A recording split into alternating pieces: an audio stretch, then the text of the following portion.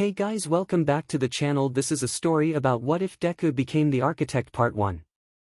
If you guys enjoy this what if and want to see part 2, comment down below and let me know before I start. Please do support for more awesome content and leave a like, and don't forget to subscribe to my channel and also share this video with your friends and check out the description in my playlist. The author of the story by Kaptein Univers from fanfiction.net. So let's start the video. Prologue. Waves crashed against the hull of the cargo ship as it made its way through the ocean. It was carrying cargo from Japan to Island before continuing over to USA. Unknown to the captain or the two heroes on board, they were also carrying a very special container. A green container with a small logo on its side, depicting a blazing phoenix. "I don't know how many more days I can take with this," Spinner complained. He was sitting in his own corner with his hands clutching his stomach. Another massive wave crashed against the hull, and for a moment Spinner turned even more green. "I really miss those portals now," he said once he was sure he could hold down the contents of his stomach. "Well, we just have to learn to live without them now," 𝗬𝗲𝗍 said.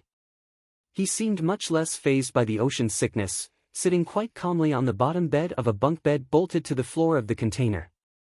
"It was either this or a small boat. If you think this is bad, then I can promise you the other alternative would be much less forgiving ride," 𝗬𝗲𝗍 explained. Spinner was about to speak up, but another wave made him stop. He quickly rushed up and into the walled-off section that acted as a toilet for the passengers.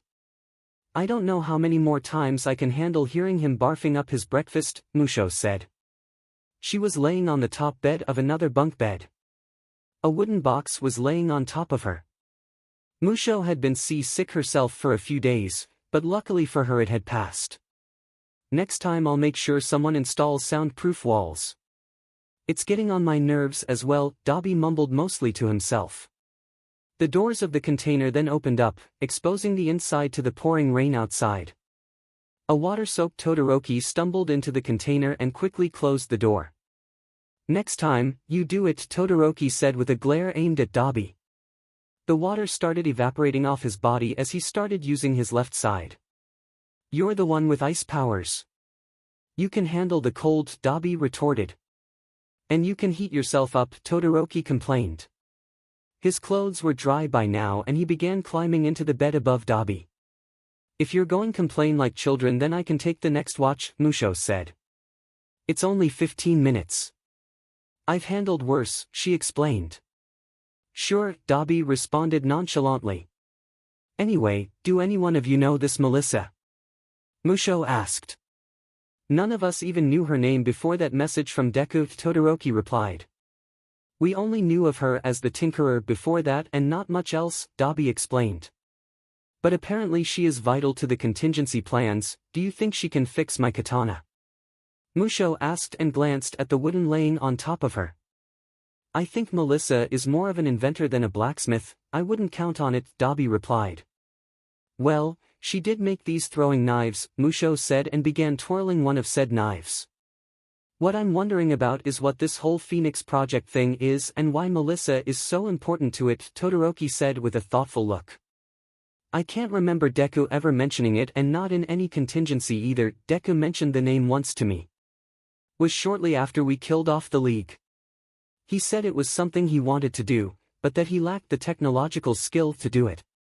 But if failure leads to contingency 1 alpha, it must be really important," 𝗬𝗏𝗍 explained. "He never said what it was all about, of course," he added with a slightly annoyed tone. "I feel like he was that way with a lot of things," Spinner said as he came back to the main section of the container.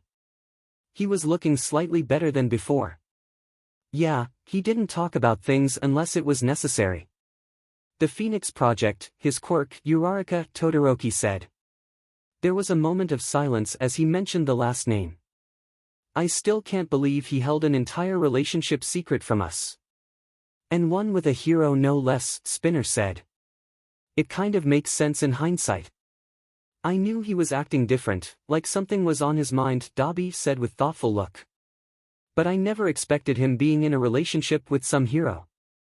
Especially not one that produced a child," he added. "I actually think him and 𝗧𝗏𝗧𝗏 goes quite well together." Not what I would expect, but not illogical, Todoroki said, making the others curious. What do you mean? Musho asked. I mean, yes, she is a hero, but I learned some things about her while I still was at UA, Todoroki replied. She is altruistic, mostly concerned with saving others. I think she wanted to focus on search and rescue if I remember correctly. If I had to guess, they saw the positive sides in each other rather than the differences, he explained. I don't really care for how they got together. Deku is dead and we got orders to follow. I don't want to be the one carrying out contingency 1 Alpha, Dabi said, ending the conversation. Around the same time, back in Japan, 2 women and a young girl was walking on a small path in a forest. Why did you pick this location again? Inko asked. She wasn't in the shape she used to be in her younger days, and all the walking was starting to tire her out. I didn't pick it, he did, Ochako replied. I found a note in his hand after she said, but trailed off. You know, she said with a saddened look. Inko only gave her an understanding expression. Anyway, the note detailed what to do with his body. After all, what graveyard would want to bury a villain? Ochako explained. Dad wasn't a villain. He was a hero, he saved me. He only wanted to help people, Eri said. You're right, but not everyone sees it the same way as you do. Ochako replied. They are wrong, Eri huffed out. After that followed a moment of silence before Inko began talking. So Izuku wanted to be buried here? She asked. Not exactly. He wanted to be cremated, which I managed to do by using a few contacts. He wanted some of it spread where we are going, which I did. As for the rest, I could do whatever I wanted to, Ochako explained. So what did you do? Inko wondered. I planned on having it in my apartment so that I could have him with me. But I haven't even been able to look at the urn, Ochako replied. Her voice filled with sadness and regret. You do what you want to do when you feel ready, Inko said and rubbed her hand comfortingly on Ochako's back. Maybe I should just give it to you, Ochako suggested. No, you keep it, Inko said, shutting down Ochako's suggestion immediately. I'm sure Izuku would want that, but you're his mother, Ochako protested. She stopped as small tears formed in her eyes. Every parent has to accept that their child may one day find someone who they love more, Inko said with watery eyes. Ochako gave a small nod, a smile as they began moving again. After a while, the trio reached their destination. Inko and Eri stopping for a moment to admire the view as they emerged from the trees. The landscape seemed to open around them. They stood on a small clearing of green grass overlooking a gorgeous valley below them. The valley was filled with tall green trees and went on beyond their sight in both directions. At the bottom of the valley a clear blue river flowed, continuing until it reached a calm lake right below the clearing Inko and Eri found themselves on. Nice view, right? Ochako asked. It's so pretty, Eri said. And for the first time since Izuku died, she smiled. A small but still noticeable smile. Your father thought the same, Ochako said with a small smile of her own. During our dreams we would walk to so many appealing places and see so many stunning views. But this one stuck with him, she explained. And now he can stay here forever, right? Eri asked. Of course. And if you ever feel that you miss him and that you need to talk with him, you can come here. It may take a day, but it's always possible, Ochako replied. By the way, there is something your father wanted you to have, she added and pulled out a small box from her pocket. Ochako then handed the box to Eri. Eri slowly opened the box and let out a small gasp once she saw what was inside. It's his necklace, she muttered. Eri carefully picked the golden necklace out from its box and examined it. It was the same golden necklace, with a green gemstone that had fire patterns, that her dad used to wear. Thank you, Dad, Eri whispered, letting out small sobs as she struggled to hold back the tears. It's all right, Eri. There is no shame in crying, Ochako said and rubbed Eri's back comfortingly. You'll be a wonderful mother, Inko said with a weak smile. I'm glad you were the one Izuku fell for, thank you, Ochako responded. I just wish he could be here, she added. The The trio spent the rest of their time talking together. All of them had faced their own struggles after Izuku's death. But this trip helped them to move on. They then ate the lunch they had brought with them before beginning the long trip back home. Eventually Ochako and Eri came back home. They had dropped off Inko earlier at her place. It was getting late by the time they got home, and Eri was getting tired. So Ochako decided it was time for her to go to bed, something Eri didn't protest against. "Mom?" Eri asked as Ochako tucked her into bed. "Yes, sweetie," Ochako replied. "I love you," Eri said and lightly grabbed Ochako's arm. "I love you too, Eri," Ochako responded with a smile and gave Eri an embrace on the forehead. "And now you need some sleep," she said and walked over to the door. "Good night, Eri." "Good night, Mom," Eri replied before Ochako gently closed the bedroom door. After closing the door to Eri's room, Ochako sat down on the couch and turned on the TV. It was tuned in on a news channel where they were talking about Deku. A topic Ochako was tired of hearing about after a week of constant coverage and theorizing from the media. She quickly turned off the TV, deciding there was better things she could spend her time on. She then heard someone knock on the front door. "Who is visiting me now? It better not be another reporter," Ochako thought as she walked over to the door. She grabbed the handle and opened the door, becoming slightly surprised when she saw who had knocked. "Hey," 𝗵𝗃𝗀𝗁 said. "Can I come in?" he asked, uncharacteristically polite compared to his normal attitude. "Sure," Ochako replied, taken aback by his unusual calm behavior. She moved aside and let 𝗵𝗃𝗀𝗁 inside her house. "I wasn't expecting you of all people to come visit me," Ochako said. "I wasn't planning to either. But things happened and I think I need to talk with someone who can also understand the situation," 𝗵𝗃𝗀𝗁 explained. "You know, about Deku," he added. "Well, I knew him a bit so I guess Ochako said, but was interrupted. "Look, I'm not dumb," 𝗵𝗃𝗀𝗁 said harshly, cutting off Ochako. "I know that you and Deku had more going on than what you told me, All Might or Aizawa back then. It doesn't take AF genius to connect the dots when you're taking care of his daughter now," he said, showing more of his usual demeanor. "It's complicated," Ochako said quietly. "No, 𝗧𝗵𝗃𝗃. He was a villain," 𝗵𝗃𝗀𝗁 retorted. He then seemed to calm down a bit before continuing. "Look, I'm not going to judge you. I've done enough of that before and look at what that has caused," 𝗵𝗃𝗀𝗁 said. "I just want to get a few things off my chest," he explained. "Couldn't you just talk with Kirishima? He seems like a great listener," Ochako wondered. "I could," 𝗵𝗃𝗀𝗁 admitted. "But Ijiro wasn't there and I would only be able to tell my side of the story. You're the only one alive who know Deku's side of events," he explained. "I see," Ochako said with a small nod. "Can I get you anything? Tea, coffee or something?" she asked. "Some whiskey would be nice." "If you got any," 𝗵𝗃𝗀𝗁 replied. "Don't you need to get home afterwards?" Ochako wondered. "I haven't gotten around to getting my driver license yet. I'll just call Ijiro and he'll come pick me up," 𝗵𝗃𝗀𝗁 answered as he sat down next to a table. "I see," Ochako said. She found a bottle of whiskey and poured it into a glass. She then got herself a glass of water.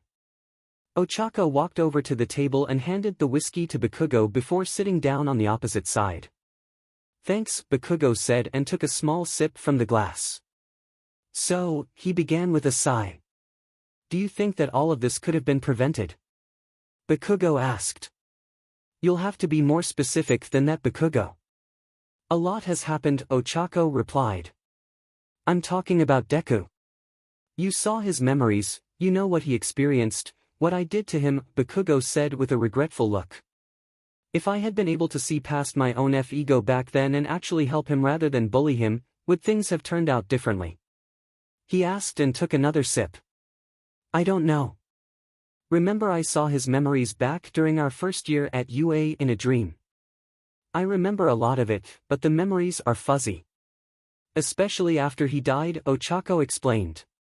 "But remember that your influence, while not helpful she said with a hint of harshness, it was far from the only thing.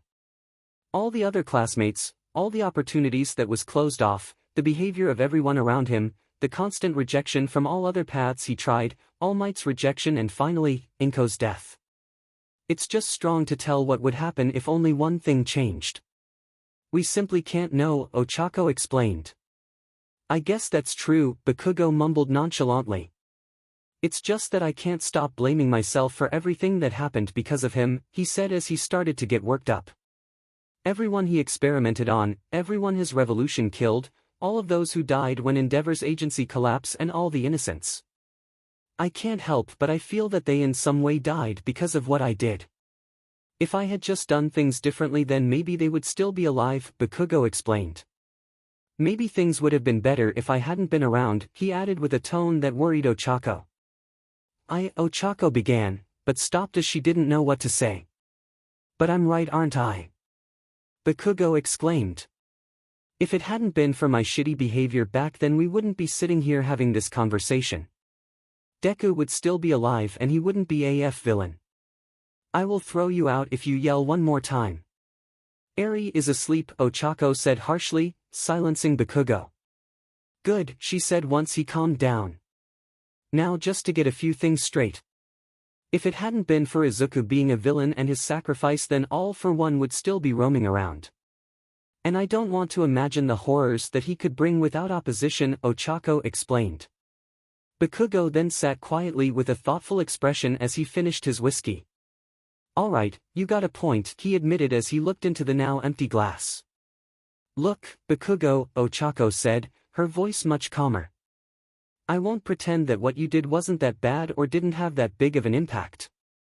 Because you were a terrible person back then and you most certainly had a role in turning Izuku into who he became, she said calmly, making 𝗵𝗃𝗁 slightly uncomfortable. But you've changed. You understand now that what you did was wrong and I think you've done pretty much everything you can to make amends. Izuku might not have forgiven you, not that I think he would have either. But I have forgiven you. Blaming yourself for the pain inflicted by him is just foolish because you're a good person, 𝗧𝗏𝗄 said and gave 𝗵𝗃𝗁 a comforting smile. Thanks, 𝗵𝗃𝗁 said and quickly brushed away a small tear from his eye. But I still want to do more to make amends, he added. What more can you do? You've rejected your old promise of becoming the richest and most famous hero. You donate, what is now 68%, 𝗧𝗏𝗄 said. 72%, 𝗵𝗃𝗁 interjected. Oh yeah, 72% of your income to charity, especially those focused to help those who are quirkless or are shunned because of their quirks. Not to mention publicly supporting the right for quirkless people to become heroes. What more can you do? 𝗧𝗏𝗄 asked. I don't know, 𝗵𝗃𝗁 replied. Though there is one thing me and Ijiro have been talking about, he added. And what is that? 𝗧𝗏𝗄 wondered. He talked about how we could adopt a kid, 𝗵𝗃𝗁 answered. I looked into it and found out just how many parents abandon their kids just because they are quirkless. It's insane, he explained. But 𝗧𝗏𝗄 wondered. I don't know. I just don't feel ready to handle a kid. I mean, I'm not exactly the ideal father figure, 𝗵𝗃𝗁 replied. You're right. Definitely more of a mother figure, 𝗧𝗏𝗄 said with a smirk. Hey! 𝗵𝗃𝗁 exclaimed as 𝗧𝗏𝗄 struggled to hold back her snickering. Well, you do take after your mother, 𝗧𝗏𝗄 said, earning a grunt from 𝗵𝗃𝗁. But seriously, you never really feel ready for a kid. You just have to take things one step at a time to the best of your ability. Treat them well, be kind, respect them, help them and guide them. That is all you can do really, she explained. If you say so. I won't argue with someone who has experience, 𝗵𝗃𝗁 said. He then stood up from his chair. Anyways, I better get home now. Thank you Uraraka, this helped, he said with a small smile. You're welcome. I also need people I can talk to. The last month has been tough, 𝗧𝗏𝗄 replied. Tell me about it. The press can be a nightmare, 𝗵𝗃𝗁 scoffed. Reporters at your door too. 𝗧𝗏𝗄 wondered. Amongst other things, 𝗵𝗃𝗁 replied. Well, I'll be going, he said and walked over to the front door. By the way, 𝗵𝗃𝗀𝗁 added as he stopped with his hand on the handle. Do you know where 𝗵𝗃𝗀𝗁 lives? He asked. I do. I can text the address to you if you want, 𝗧𝗏𝗀𝗁 replied. Yeah, if you could do that. As I said, I try to make amends where I can, 𝗵𝗃𝗀𝗁 said and opened the door. Good night, he said before quickly leaving and closing the door. Good night 𝗵𝗃𝗀𝗁, 𝗧𝗏𝗀𝗁 said quietly to the empty room. She slowly rubbed a hand over her belly and let out a sigh. I miss you Izuku, 𝗧𝗏𝗀𝗁 mumbled in a saddened tone. I'm home, 𝗧𝗏𝗀𝗁 announced as she walked through the door. It had been another long day with hero work. It just felt like more and more villains was popping up. In fact, crimes were at an all-time high compared to the last 8 years. Something that was worrying her ever so slightly. Hi Mom, 𝗬𝗍 replied from the couch. She was looking at a news broadcast. They were talking about the recent rise in crime. Then one of the news anchors started to speculate if it had any connection with the Phoenix Revolution. 𝗧𝗏𝗀𝗁 quickly walked over to the couch, picked up the remote and turned off the TV. Mom, 𝗬𝗍 said in a mildly annoyed tone. You can't keep turning off the TV whenever they mention something related to Dad. I know you like to remember his good side, but he still made the revolution, she said. Whatever has happened to that revolution now has nothing to do with your father. And it doesn't help to listen to mere rumors. They have been inactive ever since. 𝗧𝗏𝗀𝗁 said and took a deep breath. You know, that day, she added with a quiet voice. Anyway, 𝗧𝗏𝗀𝗁 said, quickly returning to her usual self. Did you pick up 𝗧𝗍𝗧? She asked. I hope it wasn't too burdensome, it's fine. I'm glad to help wherever I can. He is in his room upstairs playing with his toys, 𝗬𝗍 replied. Thank you, 𝗧𝗏𝗀𝗁 said and began walking towards the room. Oh, just as a warning. He seemed a bit aloof when I went to pick him up. He wouldn't tell me anything. Said he wanted to talk to you, 𝗬𝗍 explained. All right. I'll see what I can do, 𝗧𝗏𝗀𝗁 replied before walking away. After walking up the stairs and to the door labeled 𝗧𝗍𝗀𝗁, 𝗧𝗏𝗀𝗁 gave a quick knock before opening the door. Hi 𝗧𝗍𝗁, she said as she saw her son playing with his toys. Did you have a fine day at school? 𝗧𝗏𝗀𝗁 asked. It was fine, I guess, 𝗧𝗍𝗁 replied. He laid down his toys and turned around, showing his face to 𝗧𝗏𝗀𝗁. It was easy that this was Izuku's son. 𝗧𝗍𝗁 had freckles on his face, similar to his father's, and the same unruly hair. Luckily for 𝗧𝗏𝗁, the only green 𝗧𝗍𝗁 had inherited from Izuku had been the eyes. His hair had the same shade of brown as hers. Something that had saved her from the already speculative press back when she announced her 𝗵𝗃𝗲𝗁𝗍𝗐𝗍. Though, the quirklessness had caused some attention later on. You may say that, but your face says something else, 𝗧𝗏𝗀𝗁 said. 𝗧𝗍𝗁 was a kind boy who usually had an aura of happiness around him. But now he looked more sad than anything else. Did something happen? 𝗧𝗏𝗁 asked. No, 𝗧𝗍𝗁 answered. It's just that. He said, but trailed off. What was Dad like? He asked quietly. The question caught 𝗧𝗏𝗁 a bit off guard. While she had told some details before, she knew the day would come when 𝗧𝗍𝗁 would want to know more. However, 𝗧𝗏𝗁 didn't feel ready to answer that question. 𝗧𝗍𝗁 was still young, she couldn't tell him about everything Izuku did. Both because of what Izuku did and because 𝗧𝗍𝗁 was too young to fully understand. Tell him the truth, Mom, 𝗬𝗍 said, having managed to sneak up to the room. I was younger than him when Dad saved me, she added before 𝗧𝗏𝗁 could protest. Fine, 𝗧𝗏𝗁 said with a sigh. Go back downstairs. I'll tell him, she added. 𝗬𝗍 seemed satisfied with that, left the mother and her son alone. Follow me. I need to find something, 𝗧𝗏𝗁 said and began walking towards her room with 𝗧𝗍𝗁 following behind. Once in her room, 𝗧𝗏𝗁 began searching through her wardrobe while 𝗧𝗍𝗁 sat down on her bed. Eventually, she found what she was looking for and pulled out a small box. Here it is, 𝗧𝗏𝗁 said with a gentle smile and sat down next to 𝗧𝗍𝗁. I guess it is time I tell you about your father, she said. She pulled out a picture she had gotten from 𝗵𝗃𝗧𝗏 of Izuku as a little kid. Your father was very similar to you when he was little. Kind, happy and quirkless. 𝗧𝗏𝗧𝗏 began, with Koshiro listening closely. 𝗧𝗏𝗧𝗏 told her son about everything. From Izuku growing up and being bullied, to him turning into the leader of a revolution and his final sacrifice to end all for one. She didn't share every detail though. There was still things that wouldn't be fitting to tell Koshiro about. Izuku's experiments and the cruel ways he could come up with to kill people, for example. But still there was so much for 𝗧𝗏𝗧𝗏 to tell Koshiro about. At the end she felt like a weight she didn't know existed had been lifted off her. Mom, you're crying, Koshiro pointed out. I am. 𝗧𝗏𝗧𝗏 wondered and dried away a few tears she didn't know was there. I guess I was, she muttered. Anyways. Do you feel better now? 𝗧𝗏𝗧𝗏 asked. Yes. Thanks, Koshiro replied. I just wish I could have met him, he added. I wish that too, and so did he. But I had just gotten 𝗵𝗃𝗏𝗀𝗏𝗃 with you when he passed away, 𝗧𝗏𝗧𝗏 said and gave a comforting hug to Koshiro. But there is this one place we could visit. I spread some of his ashes there. We could take a trip there this weekend, she said. Maybe even bring along Grandma 𝗵𝗃𝗏𝗧𝗏, she suggested. Can't we just go now? Koshiro asked. It's a long way to travel there. It's too late today, and I got work tomorrow and the day after.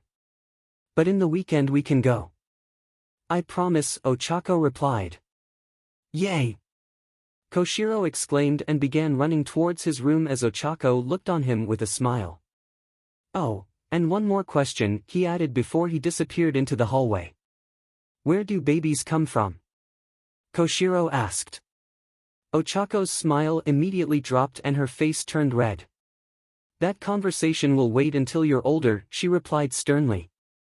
Okay, Koshiro said before running into his room and closing the door, leaving behind a flustered 𝗧𝗏𝗧𝗏.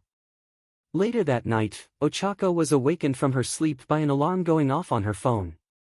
What is it now? She mumbled, half asleep. She reached out her hand and grabbed her hand to see what it was. Once 𝗧𝗏𝗧𝗏 saw what the alarm was about, she quickly shot up from bed. A meeting. Now! She exclaimed quietly, careful not to wake Eri and Koshiro. She quickly changed into her hero costume and headed towards the location of the meeting.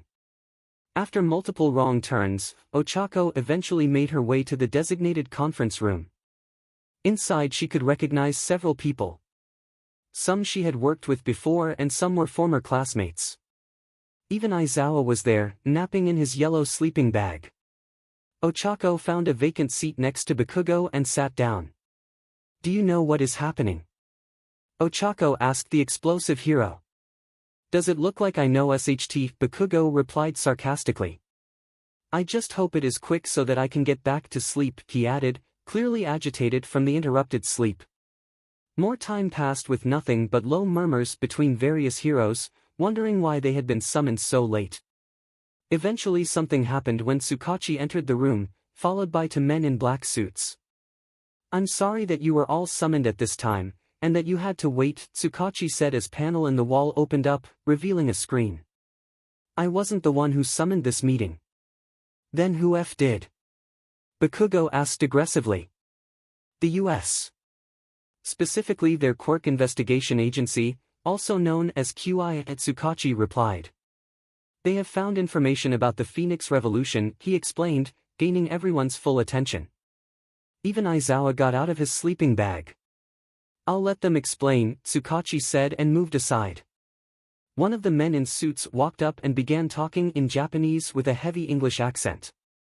About a month ago the QIA sent one of our heroes, Gaia, to I-Island to investigate some suspicions related to smuggled items on the island. To the public it seemed like a normal PR trip. Then, just 3 days ago, while looking for leads at the dock, she came across this, the man explained before the other one turned on the screen and began showing the footage from a body cam. It should be around here, the hero mumbled as the screen showed her walking amongst stacks of containers. A green contained with a phoenix on it. shouldn't be too strong, she added as she turned around another corner. And as if one cue, she found a green container with a small phoenix painted on it. Gaia went to open the container when something large suddenly busted out from the neighboring container and tackled her. What followed was a very shaky and unstable footage showing just small clips as the hero fought the creature that had attacked her. The creature was quickly recognized by the people in the meeting room as a 𝗵𝗃. An unnatural dark skin, lifeless eyes and an exposed brain. Eventually, Gaia seemed to come out on top. The footage turned more stable and showed the 𝗵𝗃 encased in vegetation that had grown from the ground. What the F was that?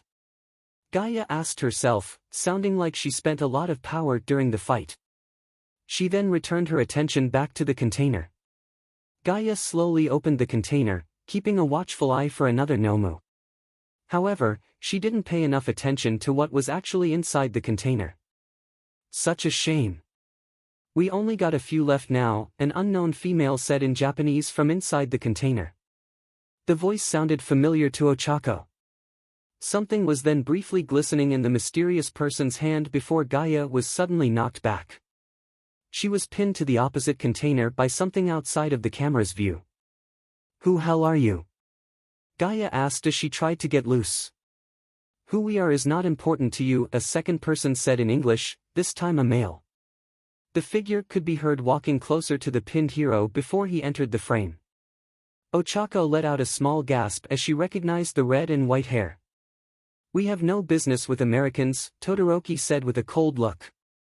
The first person that walked out from the container, finally showing her face. But what else was in the container, was still obscured by shadows. What should do about her? We don't know what she may have seen, 𝗵𝗃𝗃 asked in Japanese as she twirled one of her throwing knives.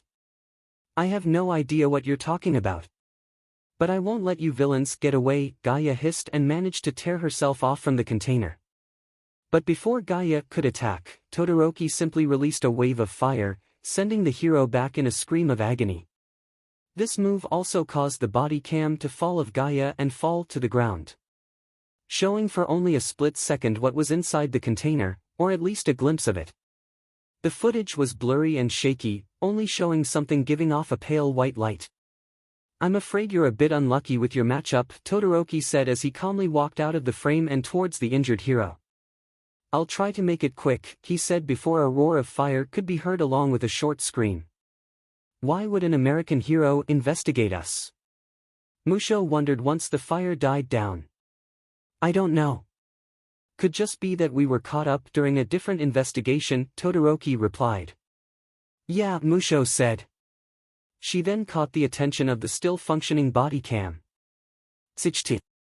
We need to hurry up the transfer, she muttered before quickly stomping on the body cam, ending the footage. Tsukachi told me you should all be aware of who the attackers in the footage were. Therefore I will go ahead with what we know, one of the agents said once the footage finished. A team was sent a few hours after the footage ended.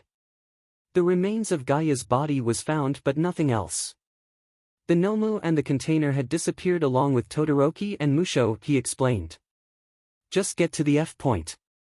I won't sit here if all you got to say is that the revolution showed up just to disappear again, Bakugo interjected, making the agent slightly annoyed. I'm getting to it, the agent grumbled. The only way a container could get off Island within that time frame would be via a cargo ship. Unfortunately, that night was a particularly busy one. There were 6 different ships that left that night between this footage and the team arriving there a few hours later. Luckily, 4 of these ships are unlikely candidates due to their destinations taking them further away from Japan. The last 2 however are both heading for port in Japan. The primary suspect is the Norwegian 𝗬𝗃 container ship 𝗬𝗃. 2 days ago after having left Island, it scheduled a new and previously unplanned stop in Osaka. Even if none of the registered cargo needs to go there, he explained. Therefore we recommend a joint task force to dash, the agent began, but was cut off. It's a trap, Aizawa stated, interrupting the agent. These people have been one step ahead of us all the time. Not to mention staying completely invisible of 8 years. Something this obvious isn't a mistake they would make. It's either a diversion or a trap to kill off any pursuers, he explained, with murmurs of agreement coming from the other heroes. Everyone makes mistakes eventually. And we know they had to hurry up because of Gaia, increasing the chance of making mistakes, the agent argued. Besides, a sudden change in destination must mean that the crew has been threatened. Which would mean that we have a hostage situation on our hands, he explained. I see your point, 𝗧𝗵𝗃 said. I'll talk with a team of hero coordinators and make a task force that will head out to the ship. But the main goal will be determining if it is a hostage situation and if so, rescue the crew. Locating and securing the container comes after that, he stated, leaving no room for discussion. Our agency can agree to that, the agent replied. Good, 𝗧𝗵𝗃 said with a small bow. Everyone else can go back home. You'll be summoned tomorrow if needed, he said. The heroes then began walking out of the meeting room.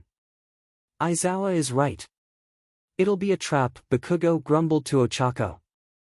But if it is a hostage situation we need to do something, Ochako said. For all we know, the crew could be in on it, Bakugo suggested. The crew of a Norwegian cargo ship. Why would they be a part of the revolution? Ochako asked. I don't know. I just got a bad feeling about this, Bakugo replied. The conversation turned silent as the heroes started heading their separate ways back home. Except Aizawa, who was still on his shift. Around the same time, a certain white-haired woman with a single horn was walking through a dark alley. She was muttering as she tried to find the way. You got to stop doing this, a familiar voice said from behind the girl, making her jump. You know I won't let you join, he said quite calmly. Don't walk up on my like that, 𝗳𝗵𝗿𝗺 said, still recovering from the jump scare 𝗳𝗵𝗃 caused. And why not? I'm 19 now. Todoroki, Musho, and not to mention Dad was younger when they started, she wondered. You're the one who's following clues into dark alleys, 𝗳𝗵𝗃 retorted. And I won't let you join because I can't, he said. Normally I would let you join. You're old enough and you have the devotion. It's just that. He admitted before trailing off. Your father left us a few orders before he passed away.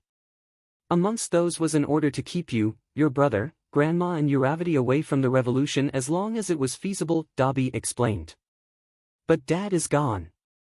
He's been gone for 8 years, 𝗬𝗏𝗍 stated. Can't you make an exception? She asked. I can't. There are other factors in play right now, 𝗳𝗵𝗃 answered. What factors? 𝗬𝗏𝗍 wondered. I can't tell you. But if everything goes to plan then things might change, 𝗳𝗵𝗃 replied. Until then, stay away from the revolution. Live a normal life with 𝗬𝗏𝗍 and your brother, he said and began walking away. A life I didn't get, he added in somber tone as he disappeared into the shadows. Leaving behind a confused 𝗬𝗏𝗍. Ochako sat in deep thought as she and some other heroes were transported to the ship 𝗵𝗃 in a helicopter. They had decided to send a group of American and Japanese heroes to intercept the ship. They would search for the container and determine if it is a hostage situation. Ochako was afraid that the latter was very probable. Stop worrying about him, Bakugo said, taking Ochako out of her thoughts. What? Ochako wondered. You're thinking about Deku, I can see it on you, Bakugo replied. I know you have conflicting thought about him and the revolution, but you have to put them aside now. You can worry about it later, he stated, leaving little room for discussion. I guess you're right, Ochako replied in a slightly nonchalant tone. DMN straight I am, Bakugo said brashly. Anyways, we're almost there. I can see the ship, he added. Ochako looked towards the medium-sized container ship that had caused so much fuss. It was green with yellow stripes and a white bridge. And towards the stern there was a helipad. Once the helicopter had landed and the heroes had gotten off it, they were greeted by the captain of the ship. It isn't every day that we get a visit from heroes on this ship. Welcome aboard, the captain said in a slightly accented English. He was a middle-aged man with a jovial expression. He had light brown hair and a matching thick beard. We won't disturb you for long.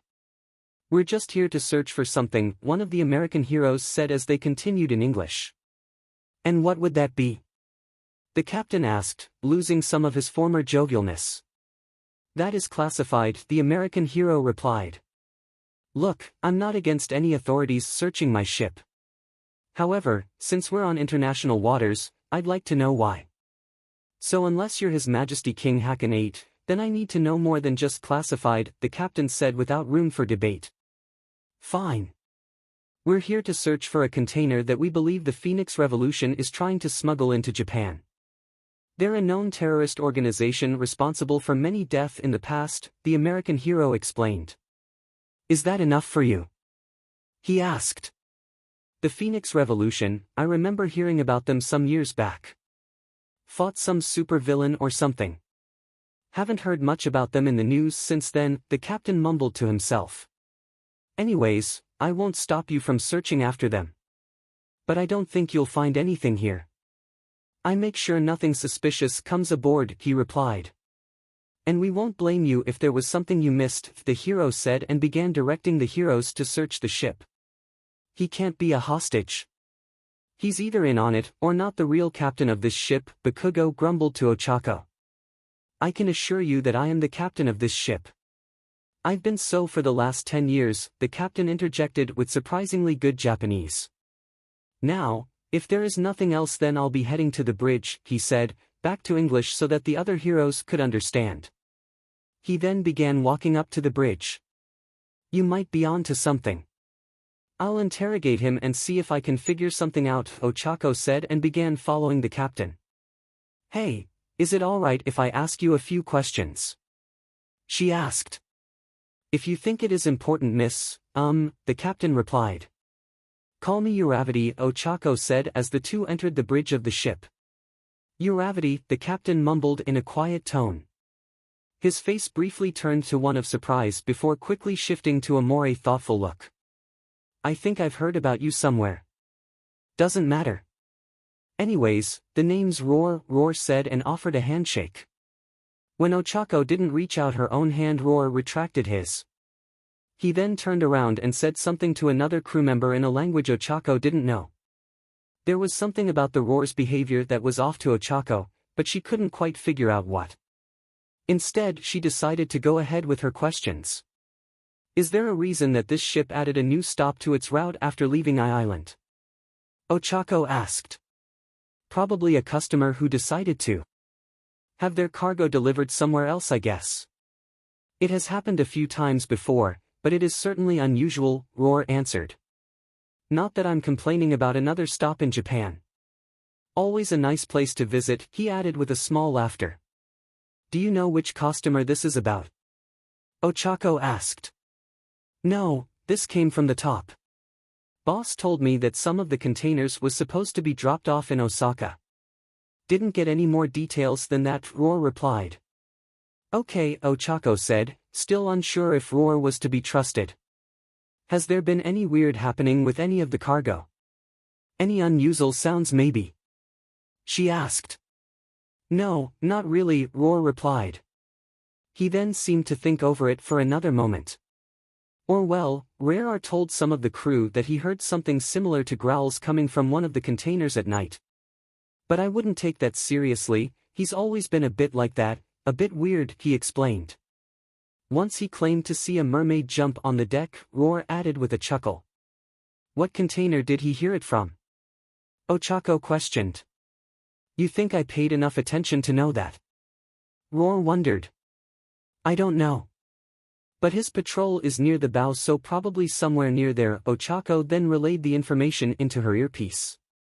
And while she looked out of the bridge towards the bow, she didn't notice 𝗳𝗏𝗧's quiet whispers to one of the crew members. Nor did she notice the shadowy figure that entered the bridge. Alright, I'll go and assist the search now. Inform us if there is any other information that might be useful, 𝗧𝗪𝗧𝗏 said and began heading for the exit. She had barely taken a step before she felt something sharp piercing her arm and injecting something. I'm sorry, but I can't let you go now, 𝗵𝗃𝗄 said nonchalantly as 𝗧𝗪𝗧𝗏 turned around to face her. 𝗧𝗪𝗏 quickly charged up one for all and went to attack 𝗵𝗃𝗄. However, her legs ended up failing under her and she collapsed in front of the villain, unable to move her limbs. You see, we've got these orders to keep you out of harm's way, 𝗵𝘃𝗧𝗏 explained as she brandished her katana in front of 𝗧𝗏𝗏. And if you went out there you would be in harm's way. So we're actually the ones helping you, she added. 𝗧𝗏𝗏 then heard a series of explosions coming from outside the bridge along with sounds of battle. She tried to push herself back up in protest, but was unable to do anything. You're really trying, aren't you? I can see why Deku liked you, 𝗵𝘃𝗧𝗏 mumbled. Don't worry about your friends, it's only a distraction. I'm also sure someone will find you before the ships sink, she explained. 𝗵𝘃𝗧𝗏 continued talking, eventually starting to talk with roar, but 𝗧𝗏𝗏 was unable to concentrate on anything. She slowly felt her mind slipping as she lost consciousness. Eventually, everything faded out. Then, something unexpected happened. Something that hadn't happened in many years. 𝗧𝗏𝗏 woke up in a dim street, surrounded by tall and dark buildings. The sky was black, but there were no moon, clouds, nor stars to be seen. 𝗧𝗏𝗏 took another look around her surroundings and saw something that was new from the last time. Far away on the horizon there was a faint light. And with nothing better to do, 𝗧𝗏𝗏 began walking towards the light. Is 𝗬𝗏𝗧𝗏 taken care of? Todoroki asked as he saw 𝗵𝘃𝗧𝗏 coming down a set of stairs. She's sound asleep on the bridge. And the heroes are preoccupied with the explosives and the 𝗨𝗏𝗃, 𝗵𝘃𝗧𝗏 replied. Is everything ready here? She wondered.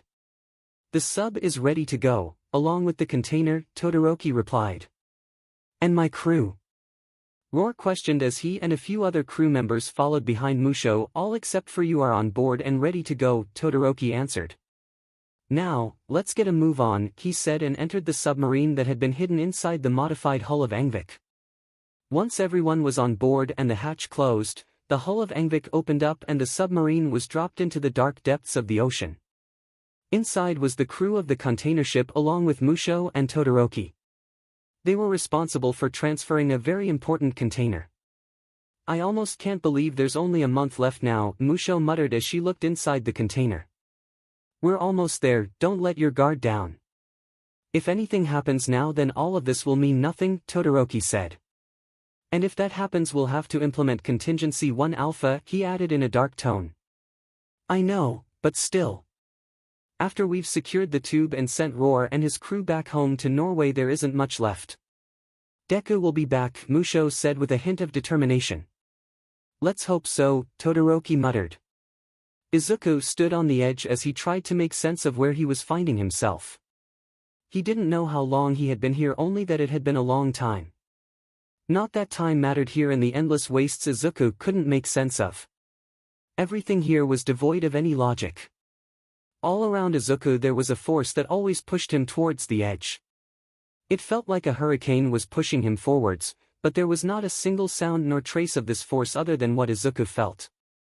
But for some reason, Izuku was always right at the edge and never over it. And he couldn't move further back either. It was like something was holding him back, but he was never able to turn around enough to see what. However, he could see all the others who weren't held back by something. Stretching into infinity along the edge were people of all kinds in the same situation as Izuku. Only they didn't have something holding them back. It also seemed like some had it easier than others. Some managed to hold on for a few minutes before disappearing beyond the edge. Some could hold back for days, weeks, or even months. A few even manages to drag themselves away from the edge and to somewhere Izuku could not see. Most, however, were pushed beyond the edge without a chance to fight back. By all rights Izuku should be in the latter category with the force that pushed on him. But he wasn't.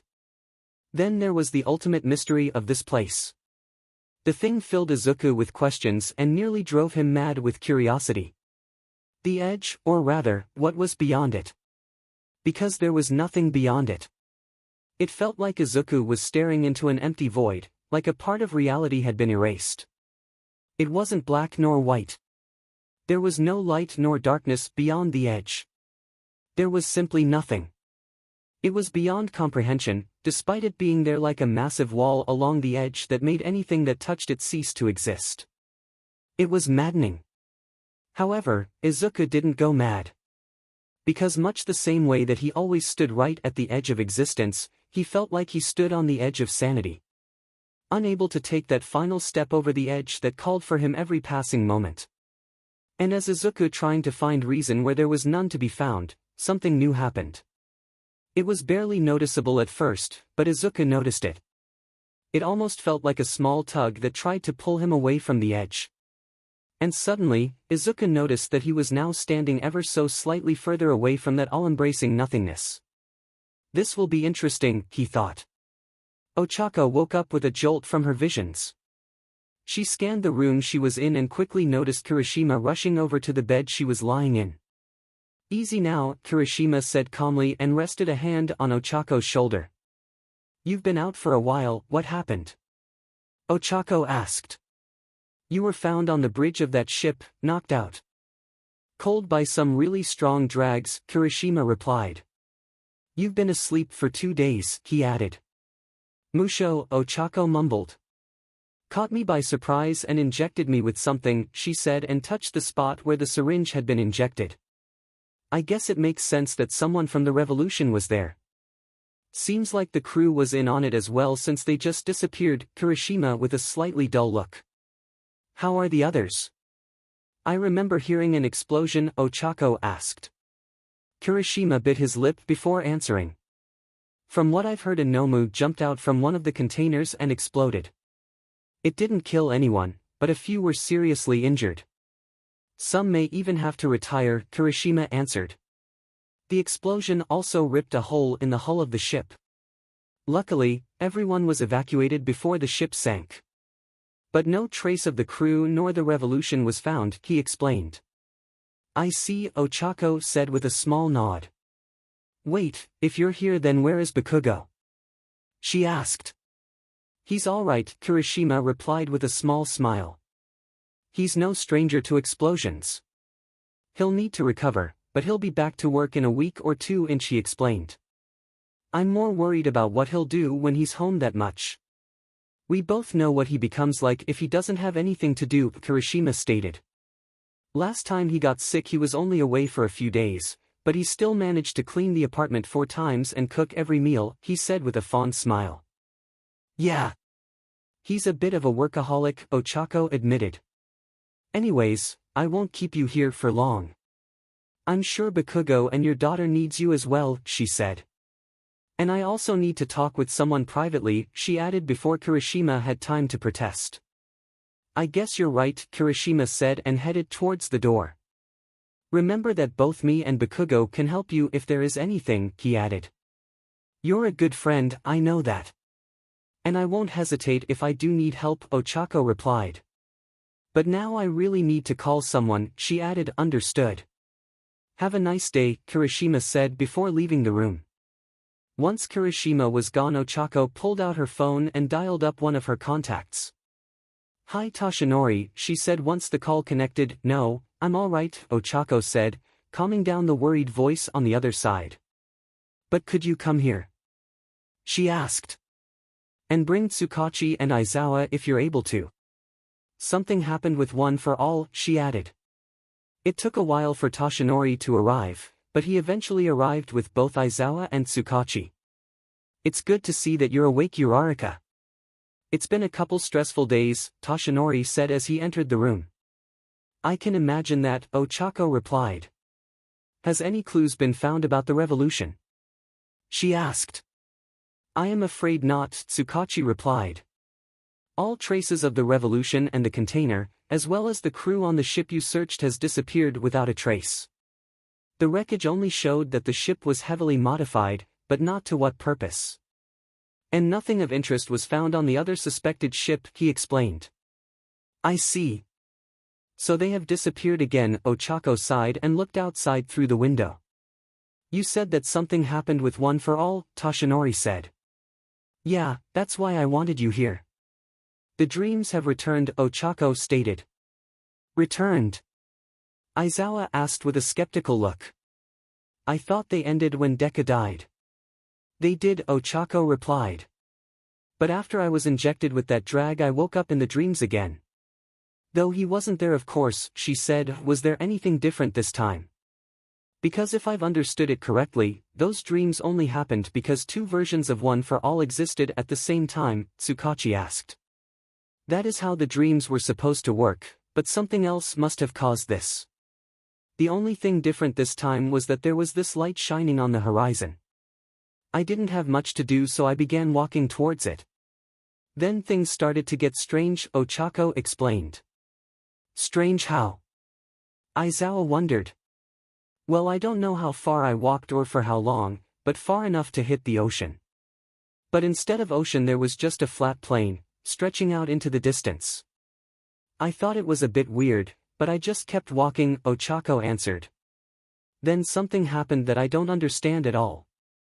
The light started getting closer, but it was under the horizon somehow. And it kept coming closer until it passed right under me, beneath the ground. Then it continued towards where I had come from. After that I woke up here, she explained. That certainly is strange, 𝗧𝗏𝗧𝗏𝗧 said with thoughtful look. Perhaps there was something in that drag that caused this. He suggested. I don't think so. The only one with the knowledge to do something like that was Izuku. I doubt he made a drag like that before he died, 𝗧𝗏𝗄𝗁 said. The four then sat in silence for a while before 𝗧𝗏𝗁𝗄𝗁's eyes shot open. I might have theory of what happened.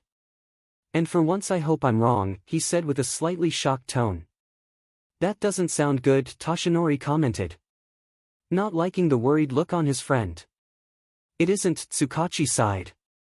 As I said earlier, we found heavy modifications done to the ship while investigating the wreckage. Some of those modifications included a hollow compartment in the middle of the hull and mechanics for the hull in that area.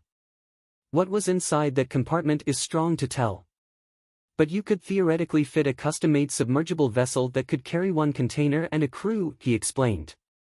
We were already suspecting some kind of submarine. This isn't new information, 𝗧𝗏𝗂 pointed out. I'm getting to it, 𝗧𝗏𝗁𝗃 said. We also know that the one for all dreams, in the past has only happened to Uraraka and Deku for obvious reasons. So it is safe to assume that Deku is somehow involved, but perhaps in a different way. And we know the only different thing this time is this light. A light that traveled beneath Uraraka where there is supposed to be an ocean. 𝗧𝗏𝗁𝗃 explained. Meaning that the contents of that container is tied to the light in the dream, which is in some way connected to Deku, he finished. 𝗧𝗏𝗂 was the first to realize what 𝗧𝗏𝗁𝗃 was hinting at. That can't be. Deku died and his body was cremated. How would they even be able to bring him back? They don't have anything they could use to do that, 𝗧𝗏𝗂 argued. Then 𝗧𝗏𝗃 seemed to connect the pieces. All for one was brought back, he said. That's different. His doctor had many connections and the body wasn't destroyed until much later. Not to mention the supposed help Shigaraki's DNA had in that process. We don't even know if Deku ever succeeded in his cloning attempts, 𝗧𝗏𝗂 retorted. Actually he did, 𝗧𝗏𝗂 mumbled with an expression of guilt. Wouldn't that be something to share with the investigation, Uraraka? 𝗧𝗏𝗂 asked in a low voice. This was different. He only ever tried to bring back his mother, 𝗧𝗏𝗂 replied. 𝗧𝗏𝗃's expression was quickly filled with guilt at the mention of Inko. He worked for so long to bring her back and in the end he succeeded. I've never seen him so happy for something, so I didn't say anything, she explained. Well, I've told a few others, she added. You can't let your feelings for a villain get in the way of 𝗧𝗏𝗃 began. I understand, 𝗧𝗏𝗂 stated, cutting off 𝗧𝗏𝗁𝗃. What? Understand? 𝗧𝗏𝗁𝗃 asked. I understand her situation, 𝗧𝗏𝗂 replied. Did I stutter? He wondered, leaving little room for further discussion. Is she doing all right? 𝗧𝗏𝗃 asked quietly after a moment of silence. Inko. She's doing well. Izuku left a lot of money which has helped her a lot. And I regularly visit her with Eri and Koshiro. Even Bakugo has visited a few times, 𝗧𝗏𝗂 replied. Do you think that maybe you could set up a visit for me? 𝗧𝗏𝗃 asked. I have a few regrets, he said in a somber tone. I'll see what I can do. But she isn't that fond of you, 𝗧𝗏𝗂 replied. The immediate guilt on 𝗧𝗏𝗃's face made 𝗧𝗏𝗂 feel bad for the old man. It's not because of the circumstances of her death, 𝗧𝗃𝗧𝗏 said reassuringly, calming 𝗧𝗵𝗲 somewhat. It is the incident on the rooftop she has an issue with, she added. I see, 𝗧𝗵𝗲 mumbled. You can have that conversation later, 𝗧𝗏𝗧𝗏 interjected. Right now we have the very real possibility that Deku is returning one way or another. And considering that we know there were contingencies for his death, then his return is very likely, he explained. And what do you propose we do? Aizawa asked. We still have the problem of locating them. Something we have failed at time and time again. And the constant decrease in funding doesn't help either, he said, clearly frustrated. 𝗧𝗏𝗧𝗏 rubbed his chin in contemplation for a while before replying. I'll present the new findings to my superiors and I'll make them understand the urgent need to quickly locate the revolution. That should hopefully give more resources to the investigation, he replied. But that's not guaranteed, 𝗧𝗏𝗃𝗧 added. No it isn't, 𝗧𝗏𝗧𝗏 said. 𝗧𝗏𝗃𝗧 then decided it was time to head back home and said goodbye to the others. When she came back home she was greeted with the pleasant sight of Eri and Koshiro sitting on the couch together while watching a show. I'm home, 𝗧𝗏𝗃𝗧 said as she entered the home. Sorry to keep you waiting, mommy. Koshiro exclaimed and ran over to 𝗧𝗏𝗃𝗧 and hugged her. I'm so glad to see you, he said. It's good to see you too, Koshiro, 𝗧𝗏𝗃𝗧 responded as she gave a hug in return. I hope things have been alright here while I was gone, she added. He has been behaving very well. Barely an inconvenience, Eri replied and joined in the family hug. That's good to hear, 𝗧𝗏𝗃𝗧 said with a fond smile. I love you both so much. The small family then spent the rest of the evening together, having a late dinner and watching a movie together. It was a nice break for 𝗧𝗏𝗃𝗧 after the last busy days. And as it became late, Koshiro went to bed while Eri and 𝗧𝗏𝗃𝗧 stayed up for a while longer. 𝗧𝗧𝗃𝗧 used that opportunity to see if she could figure out the revolution's plan. Eri, did you know anything about what projects Izuku worked on before he died? 𝗧𝗧𝗃𝗧𝗏 asked. Not anything special, Eri replied, slightly surprised from the unexpected question. How come? She wondered. Because 𝗧𝗏𝗧𝗏𝗧𝗏 has a suspicion about what the revolution is working on. And we think it was a project Izuku made in case of his death, 𝗧𝗏𝗃𝗧 explained. I can't say much more sadly. I was hoping you might know something, she added. Eri then got a contemplating look as she thought back to a certain memory of something that happened a few months before her father's death. While he didn't tell her much because of her age back then, she did hear things while eavesdropping on Izuku. It was a habit she had developed whenever she had trouble sleeping. And one such night Eri overheard her father talk with someone about something he called the Phoenix Project. Something about a way to overcome a situation where Izuku died. And now Eri was finally starting to connect the pieces. Sorry, I can't recall anything, Eri replied. He didn't tell me about that stuff. I was still too young after all, she added. I see, 𝗧𝗏𝗃𝗧𝗏 mumbled. She stood up from the couch. Well, I'll go to sleep now. Don't stay up too late yourself, she said and left the room. Before she could see the guilt on Eri's face, the large metal door to the Phoenix Revolution's base slowly opened in front of Todoroki and Musho. Behind them stood the last 𝗵𝗃𝗧𝗏 at their disposal. Attached to the 𝗵𝗃𝗧's back was the payload they've gone to such great effort to transport from Island. One large glass tube, big enough to hold a person, and filled with a white translucent liquid. The large metal door finished its opening sequence and locked into place with a heavy thud. On the other side stood someone familiar ready to welcome them. I heard there were some issues getting transporting the cloning tube here, 𝗳𝗏𝗍 said with a grin. Just an unplanned run-in with some American hero. It forced us to go for transport plan Ulmo, but it worked out, Todoroki responded. He and Musho then began entering the base with the 𝗵𝗃𝗧𝗏 following behind. Did you manage to take down any heroes with the ship? 𝗳𝗏𝗍 asked as the door began closing.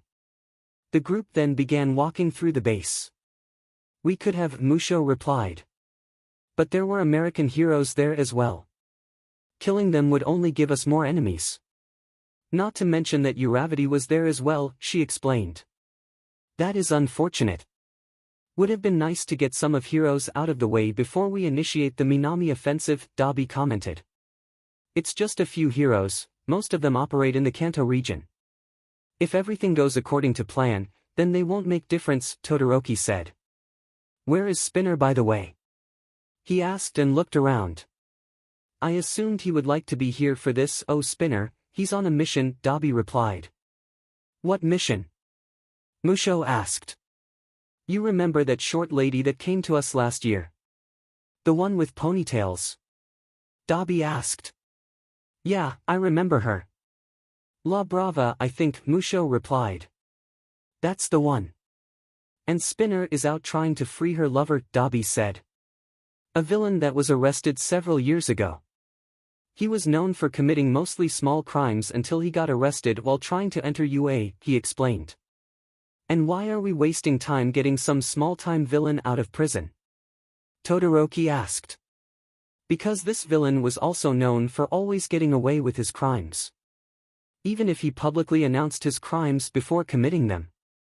Of course, he was caught at UA, but that is to be expected, 𝗳𝗵𝗃 answered. The group then arrived at a room hidden well within the base. On the floor there were cables and pipes ready to be connected to something. Now then. Let's get this thing hooked up, 𝗳𝗵𝗃 said and looked towards the glass tube on the Noma's back. While Todoroki and Musho returned to the Revolution's base. Spinner was walking through a narrow tunnel going under a prison. In front of him was the one who was digging the tunnel using his quirk, 𝗵𝗃𝗄, a short man covered in dirt. Behind Spinner followed a short lady with two large ponytails. We're getting close, the man in front said. Alright. Once we're in, stay hidden while me and 𝗧𝗵𝗃𝗏 rescue 𝗵𝗃𝗏. We'll need you to close this tunnel behind us when we escape, Spinner said. He then turned around and faced 𝗧𝗵𝗏𝗏. And you follow me closely and do as I say, he stated, receiving a small nod in response.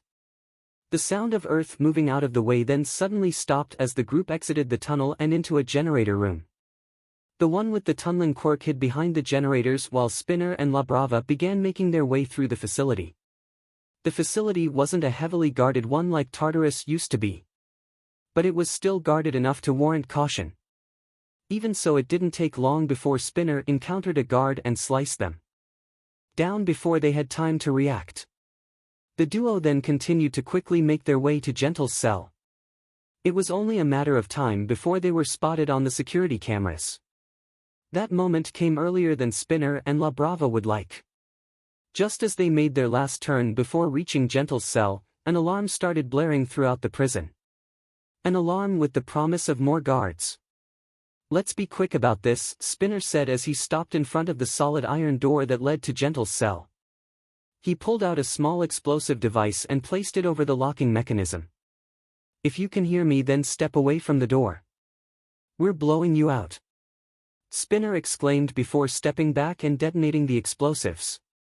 The explosion destroyed the lock of the door and blew it open. Spinner quickly stormed into the cell and saw a somewhat confused man with white hair sitting on his bed. What is the deal with this?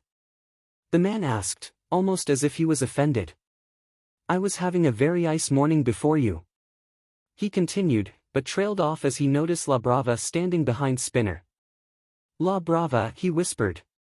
Gentle, 𝗧𝗵𝗏𝗏 said with tears of joy as she ran to her lover. I promised I would get you free, she said. My dear 𝗧𝗵𝗏𝗏, Gentle said as he embraced the shorter woman.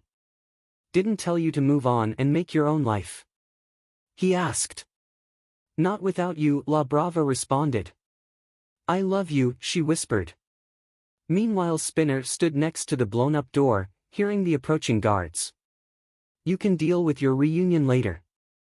Right now we need to get out of here before we're overrun, Spinner said and readied his sword. Do you have any escape plan? Gentle asked as he felt the power from 𝗧𝗵𝗏𝗏's words. A tunnel in the generator room. If we can get there we'll be clear, Spinner explained. But we still need to get around he began, but was suddenly grabbed by someone and began bouncing through the hallways at an incredible speed. There is no need to worry about that, my green-scaled friend, Gentle said as he carried both 𝗧𝗵𝗏𝗏 and Spinner through the hallways. I, the gentle criminal, can get us there, he proclaimed as he bounced around a group of shocked guards. Great, just hurry up, Spinner mumbled as he felt the motion sickness start to kick in. 𝗫𝗏 eventually arrived in the generator room after evading more guards and a few turns that almost made Spinner lose his lunch.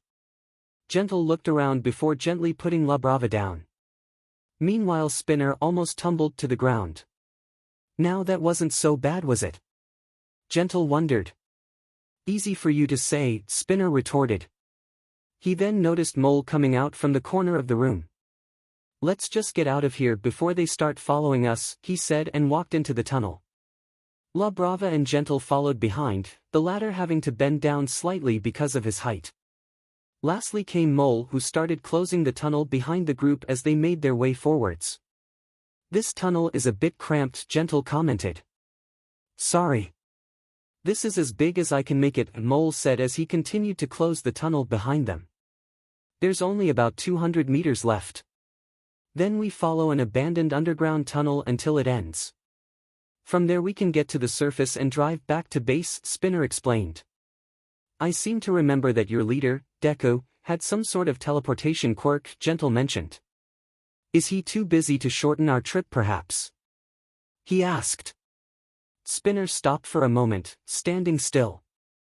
Deku Spinner mumbled. Things have changed since you were imprisoned, 𝗫𝗏. You'll be free to ask questions when we reach the main base, he explained. The rest of the trip continued being silent. They reached the abandoned tunnel and followed it to its end and exited to the surface. Their Spinner turned on the car and began driving the group to the main base. The only conversations during the entire trip was the occasional chatter between 𝗧𝗵𝗲 and 𝗫𝗏. After a car trip that lasted a few hours through small and remote roads, the group of 4 finally arrived at the main base. The large metal gates closed behind them as Spinner drove inside where 𝗬𝗲𝗍 was already waiting. Good to see that the mission was a success, 𝗬𝗲𝗍 greeted as Spinner exited the vehicle. Likewise, Spinner responded. Has Todoroki and Musho returned by the way? He asked. It was today, right? They came back a few hours ago with the payload. Now they're just resting after the journey, 𝗬𝗲𝗍 replied. The cloning tank is secured in case you want to see it, he said more quietly, making sure only Spinner heard him. Really? Spinner exclaimed as his eyes shot up. I need to go right now, he said and ran further into the base. 𝗬𝗲𝗍 then turned his attention towards the other 2 that had arrived with Spinner, excluding Mole. So you're the one 𝗧𝗵𝗲 here has been talking so much about, 𝗬𝗲𝗍 stated. I hope that your rumor holds up. Well, I aim to please my fans, 𝗫𝗏 responded and gave a gracious bow. Meanwhile, I'll hope that your organization is as admirable as I remember it, he said as he stood up. You'll have plenty of time to figure that out in the time ahead, 𝗬𝗲𝗍 said, slightly puzzling 𝗫𝗏. What do you mean? 𝗫𝗏 asked, suddenly becoming more skeptical of the ones who had just freed him. Didn't 𝗧𝗵𝗲 tell you? She promised me you would join the revolution if we freed you, 𝗬𝗲𝗍 explained. And so far I've held my end of that bargain, he added. 𝗫𝗏 then looked towards 𝗧𝗵𝗲, who had a face filled with guilt. I'm sorry, 𝗫𝗏. It was the only way to get you free, she said quietly. You have nothing to apologize for, my dear 𝗧𝗵𝗲. You only did what you thought to be right, 𝗫𝗏 said with a gentle tone. But 𝗬𝗲𝗍, on the other hand, he said with a sourer tone as he turned towards the scarred man. You exploited someone's emotions for your own gain, 𝗫𝗏 stated accusingly. I simply looked at it objectively. If I were to free you and then just let you go and do whatever you wanted, I would gain nothing. But having you work with us, now that isn't useless, 𝗬𝗲𝗍 said plainly. Besides, you wouldn't last long on your own anyways. We haven't spent all these years doing nothing. There isn't a single villain that doesn't answer to us. One way or another, you will join the revolution, he explained with a small smirk. 𝗫𝗏 looked at 𝗬𝗲𝗍 with an unreadable expression for a long time before coming with a response. If you want me to consider joining you, then you could at least let me talk to your leader, 𝗫𝗏 said. I am the current leader, 𝗬𝗍𝗍 replied. I am not uneducated. I know that your leader is Deku, the villain that rose out from nothing and became the equal to the likes of All For One and Destro. I would like to meet him, 𝗫𝗏 insisted. Deku is preoccupied, 𝗬𝗍𝗍 said. So preoccupied that you became the leader? 𝗫𝗏 wondered. He is dead, 𝗬𝗲𝗿 stated, giving 𝗫𝗏 a surprised look. Deku died 8 years ago when he gave his life to save everyone. Heroes and villains alike, 𝗬𝗲𝗿 explained. I see, 𝗫𝗏 mumbled. I guess the world has changed a great deal, he said quietly. But what did you mean when you said that he was preoccupied? 𝗫𝗏 asked. Perhaps it would be easier if I showed you, 𝗬𝗲𝗿 said. Follow me, he added and began walking through the base. For a while 𝗫𝗏 remained silent as he and 𝗬𝗏 followed 𝗬𝗲𝗿. However, his curiosity eventually broke that silence. How did Deku die? 𝗫𝗏 asked. 𝗳𝗏 had an ally who managed to bring him back, younger and stronger. Deku decided that 𝗳𝗏 was a bigger threat than the heroes and managed to orchestrate a joint attack. And in the end he used a power that killed him to kill 𝗳𝗏. 𝗬𝗿 explained.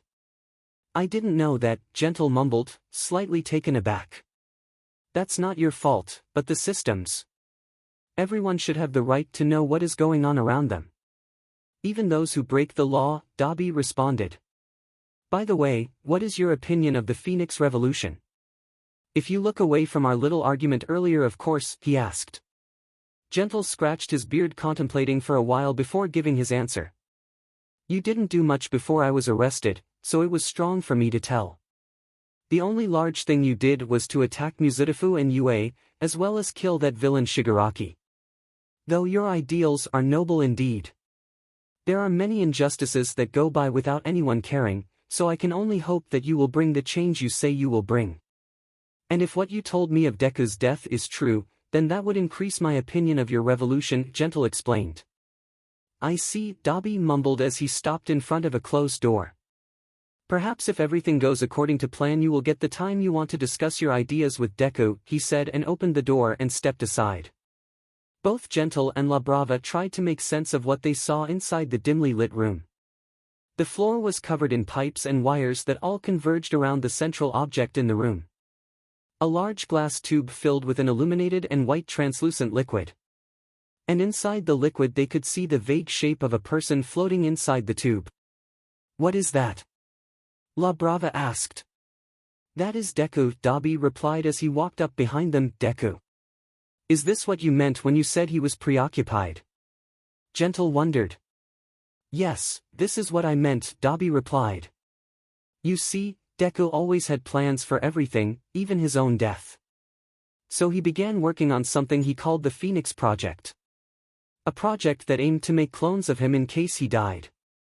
Deku and another barely managed to make the project functional before he died. Because of those efforts he will soon be back, 𝗬𝗏𝗿 explained.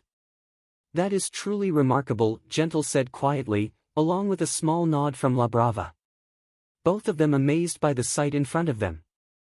Perhaps you would like to reconsider my offer from earlier? 𝗬𝗏𝗿 suggested with a hidden smirk. Yes, 𝗫𝗏 replied. I think I might have to accept your offer, he said and gave a deep bow to 𝗬𝗏𝗿. That's good to hear. Welcome to the revolution, 𝗫𝗏, 𝗬𝗏𝗿 said. 𝗧𝗏𝗁𝗁 was sitting in his office, looking over any files that could give him a lead. He had lost track of time, too absorbed in his work to notice how dark it had gotten outside. That was until someone disturbed his work with a knock on the door. Come in, 𝗧𝗏𝗁 said and put down the file he was looking over. It's just me, 𝗳𝗏𝗁ory greeted as he entered the somewhat cramped office. You didn't show up at the cafe, he added. Did I? 𝗧𝗏𝗁 asked, more to himself. It's only. He said and looked at his clock, then outside. Oh, I guess I lost track of time. Again, 𝗧𝗏𝗁. Perhaps you should set an alarm next time, 𝗳𝗏𝗁ory suggested and sat down in a vacant seat. I brought some coffee by the way, he said and handed 𝗧𝗏𝗁 a cup of coffee. Thanks, 𝗧𝗏𝗁 replied and took a sip from the hot beverage. This investigation has been giving me a lot of stress as of late, he said. 𝗳𝗏𝗁ory looked at his old friend with a concerned look at hearing those comments. Do you want to shed some light on what has been causing all this stress? He asked. Where do I begin? 𝗧𝗏𝗁 replied with a heavy sigh. First, my superiors won't give the investigation more funds before they've assessed the situation more. Something that usually means a few months without any reply, 𝗧𝗏𝗁 explained. Bureaucrats can be really annoying at times, he added with a small frown. I know that feeling, 𝗧𝗏𝗄𝗧 muttered. Anyway, as if that wasn't enough, the revolution made a move some days ago, 𝗧𝗏𝗁 said. Spinner led a small team and freed the prisoner 𝗳𝗏𝗧𝗛𝗍 from prison. They escaped without us being able to trace them, of course. They came in through a tunnel and closed it behind as they left, he explained. What is bugging me is that I have no idea why they would do something like this. 𝗧𝗏𝗁 exclaimed. The guy was imprisoned over a decade ago following several small crimes and assaulting heroes on multiple occasions under the alias, Gentle Criminal. There's barely any overlap of when him and the revolution was active, and there isn't any signs of them interacting before now, 𝗧𝗏𝗁 rambled with clear frustration. Why go so far as to free him now? He wondered. Gentle. 𝗧𝗏𝗄𝗧 mumbled. I feel like I've heard that name before, he muttered. You have. He was apprehended by 𝗬𝗧𝗔𝗍 when he tried to enter UA during the culture festival after all. It's actually her first official apprehension, 𝗧𝗏𝗁 responded. That's right, 𝗧𝗏𝗄𝗧 said with a small nostalgic smile. You don't think that's why the revolution freed this guy? He then asked as his smile dropped. I doubt it. But this could be a part of Deku's plan for all we know, 𝗧𝗏𝗁 replied. Which reminds me. There have actually been some good news, he said. He then turned around, pulled out a thick folder from a pile on his desk and held it up with a satisfied smile. I presume that the contents of that folder is the good news and not the folder itself, 𝗧𝗏𝗄𝗧 said, earning a small chuckle from 𝗧𝗏𝗁. You would be right, 𝗧𝗏𝗁 replied and put the folder down on the desk. An undercover agent managed to get a hold of it 2 days ago. And it truly is something, he explained and opened up the folder, revealing its contents. And on the first page in bold letters stood a simple title. The 𝗬𝗂𝗧 Offensive. The Northern Offensive. 𝗧𝗏𝗄𝗧 wondered. Is it one of their plans? He asked. Not only a plan, this might be their main plan, 𝗧𝗏𝗁 replied. Details for a full offensive in the north with the goal of conquering Hokkaido and other northern prefectures in the Tohoku region. Diversion attacks, leaking of fake plans, attacking force, timelines, supply lines and contingencies. This has all the information we need to stop the attack if they go through with it, 𝗧𝗏𝗁 replied. That is incredible. It must be great having something like this after all this time, 𝗧𝗏𝗄𝗧 said, amazed by the good news. Indeed. If this information is correct, then this is the best thing that has happened to me in the last few years, 𝗧𝗏𝗁 responded. Do we have any way to verify it then? 𝗧𝗏𝗄𝗧 asked. That's what the investigation is currently doing. We're sending out few underground heroes to the depots and locations mentioned in the plan. If what they find there matches with these documents, then we might be able to stop the revolution's attack before it even begins, 𝗧𝗏𝗁 explained. Underground heroes. Does that include Eraser? 𝗧𝗏𝗄𝗧 wondered. Yes, 𝗧𝗏𝗁 replied. I see. I was wondering why I had to teach one of his classes today, 𝗧𝗏𝗄𝗧 muttered. A few hours later that night, in Sapporo, a certain underground hero was keeping watch over a supposed weapons depot. Aizawa was hiding high up in the support beams of a warehouse. Publicly it was used for storing furniture, but what Aizawa saw from his vantage point was nowhere near that. While most of the warehouse seemed to be empty for now, the part that was being used worried Aizawa. Crates labeled with explosives and weaponry was stacked high. He could even see some military vehicles further into the warehouse. They planned to fill this entire place. That's enough for an entire army, just in this warehouse, Aizawa mumbled, slightly shocked. I think I've seen enough to confirm the plans we got, he added, and got ready to leave the building. However, just as he got ready to exit the building, he could hear a car driving in through the main entrance. Deciding to investigate further, he headed towards the origin of the sound. It didn't take long for Aizawa to travel across the support beams and over to the main entrance. When he got there, he quickly recognized one of the people that exited the car.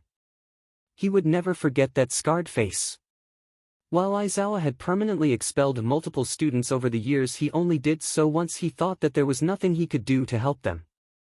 As a teacher, he always did everything he could do in order for his students to succeed. However, there was one black spot on that record, one student that 𝗧𝗏 knew he failed. The student with internal struggles that 𝗧𝗏 had failed to see. Internal struggles that Deku had seen and exploited. Even now, years later, it was still painful for 𝗧𝗏 to see 𝗧𝗏𝗧𝗪𝗏 as a villain. 𝗧𝗏 pushed aside his qualms about 𝗧𝗪𝗏 as he saw the villain exit the car along with other members of the revolution he didn't know. "How full is this depot now?" 𝗧𝗪𝗏 asked. "About 20% of it is filled, so we're a bit behind schedule. Though we expect a large shipment to arrive within the next week, which should put us back on track," one of the unknown individuals replied. "Good. As long as everything is ready for the 𝗬𝗂 offensive in 3 months, 𝗧𝗪𝗏 said as he inspected one of the crates. "I know many members have been concerned with how little we've done since Deku's sacrifice. But rest assured, in 4 months' time, everyone will be talking about the Phoenix Revolution. I'm looking forwards to it, sir," the unknown villain responded. "Anyway, there's one more warehouse, right?" 𝗧𝗪𝗏 questioned. "Yes, we'll head there immediately," the other person replied. The group then entered the car and drove away. All the while 𝗧𝗏 stayed quiet and observed them. He quickly checked to see if there was anyone else who could be watching before he started making his way out the same way he came in. A small unguarded door in the back of the building. Once he was outside and gotten far enough away from the warehouse, 𝗧𝗏 sat down on a rooftop and called 𝗧𝗏𝗁. "It's 𝗧𝗏. I just finished scouting one of the locations from the documents we got. It seems to be accurate. Crates and crates of military-grade weaponry," 𝗧𝗏 said once the call connected. "I'll take that as a good sign. Means we finally have some information we can use against them," 𝗧𝗏𝗁 responded. "Well, we better move quickly. I had the luck of 𝗧𝗪𝗏 appearing at my location to inspect the warehouse apparently. I managed to overhear their conversation. They plan to make a move in 4 months," 𝗧𝗏 stated. "I'll make sure to notify my superiors. This time they'll do something about it," 𝗧𝗏𝗁 said. Inko felt conflicted when she saw the man at her door. "Oh, I wasn't expecting you. I can understand that, Mrs. Midoriya," 𝗧𝗪𝗏 said, his eyes looking at the ground. "May I come in?" "Of course, it's nice to have visitors," Inko said and stepped aside. "Though I don't know how long the guards outside will let you stay." "Guards? Agents, spies, I don't know. Izuku wanted me to be safe, so he made sure someone was always watching over me. I don't mind it much," Inko said as the two sat down in the living room. "Speaking of my son, I guess that's why you're here." "Yes," 𝗧𝗪𝗏 said and clutched his stomach. "When I heard you were alive, I felt like finally had the chance to get rid of this guilt I've carried since I failed to save you that day. When I died, I don't carry any grievances from that. I understand that you can't always save everyone. Everyone messes up sometimes," Inko said, making 𝗧𝗪𝗏 visibly relieved. "However, destroying a son's life, hope and dreams isn't that easily forgiven by a mother," she said coldly. 𝗧𝗪𝗏 gulped. "Yeah, that's what 𝗧𝗪𝗏 told me as well. I failed him more than I'm able to describe. That would begin to cover it," Inko said, her eyes harshly aimed towards 𝗧𝗪𝗏, "because I still don't think you fully understand how much you hurt him. He always looked up to you and placed you high up on a pillar. Almost at the point of worship. I lost track of how much merchandise I got him. So when you said multiple times on television and in interviews that anyone could become a hero if they just wanted to, he believed you. He always did. He tried looking for other jobs as well where he could save people, but wherever he looked he only found closed doors. You were his only hope, his only reason for continuing. And you let him down. Told him to give up and then abandoned him on top of a roof. Treating him the same way everyone else did. He lost everything he valued that day because of you," Inko said, barely keeping herself together. And I know it would be a lie to tell him that he could be a hero. Maybe if he could complete his research without turning to villain, but not without it. All you had to do was to be the one voice of comfort he needed. To tell him that things could be better, maybe even help him. I know he would have listened to you. 𝗧𝗵𝗲's breath was ragged. I knew he looked up to me once, and that I let him down. He said with tears running. But not to this extent. He said and broke down. I don't deserve forgiveness. 𝗵𝗃𝗁 placed a hand on 𝗧𝗵𝗲's shoulder. I might have been harsh, but the fact that you regret it so much and understand how wrong you were shows that you can earn forgiveness. How? By forgiving yourself. 𝗵𝗃𝗁 said and let go of 𝗧𝗵𝗲. 𝗧𝗵𝗲 looked up with teary red eyes. I'll try. Good. But now I thinks it's best if you leave. I don't those watching to get suspicious. 𝗵𝗃𝗁 said. Yeah, I better get going. Thank you. 𝗧𝗵𝗲 said and left. Sometime after the former hero had left, 𝗵𝗃𝗁 sat down to watch some TV when she was interrupted by another knock on the door. Not expecting another visitor that day, she went to check the door. And nearly fainted when she opened it. On the other side of Japan, 𝗧𝗂𝗧𝗏 was in the middle of punching down a door. The door flew off the hinges and into one of the revolution's staging grounds. But as she rushed into the underground compound with the other heroes, it quickly became clear that something was wrong. The facility was empty. Search the facility for any clues. They must have left very recently. 𝗧𝗂𝗧𝗏 said. In every room there was nothing to be found except a few empty wooden crates labeled with explosives. 𝗧𝗂𝗧𝗏 was about to turn around when a stabbing sensation went through her head. She tried to contact the other heroes, but only heard static. Then a scrambled voice began speaking in her comms. Hello heroes. As you've noticed by now, we're not there to greet you. We're busy elsewhere. But don't worry, we left a present behind for you, the voice said. 𝗧𝗂𝗧𝗏 rushed back to the entrance, grabbing any heroes she met with black WHP. Once they were outside, she went back in with other fast heroes, trying to get everyone back out. All the while, the voice continued to speak. The present will take some time to get ready, so while you all get comfortable, I'll leave you with a little history lesson that you would serve to learn from. After all, those who refuse to learn from history are doomed to repeat it. The voice said, something familiar in the way it spoke. In 1944, in the months leading up to the Allied invasion of France, every measure was taken to ensure the operation's success. One of these was a deception campaign against the occupying Wehrmacht. The goal was not to make them think that no attack was coming, but rather direct the focus to where they wouldn't attack. And when the day came, the efforts proved to be successful. The fake army, the fake orders, the false information, and the fake attack plans ensured an Allied victory. And today the same tactics ensured our victory. The voice said before the comms returned to static.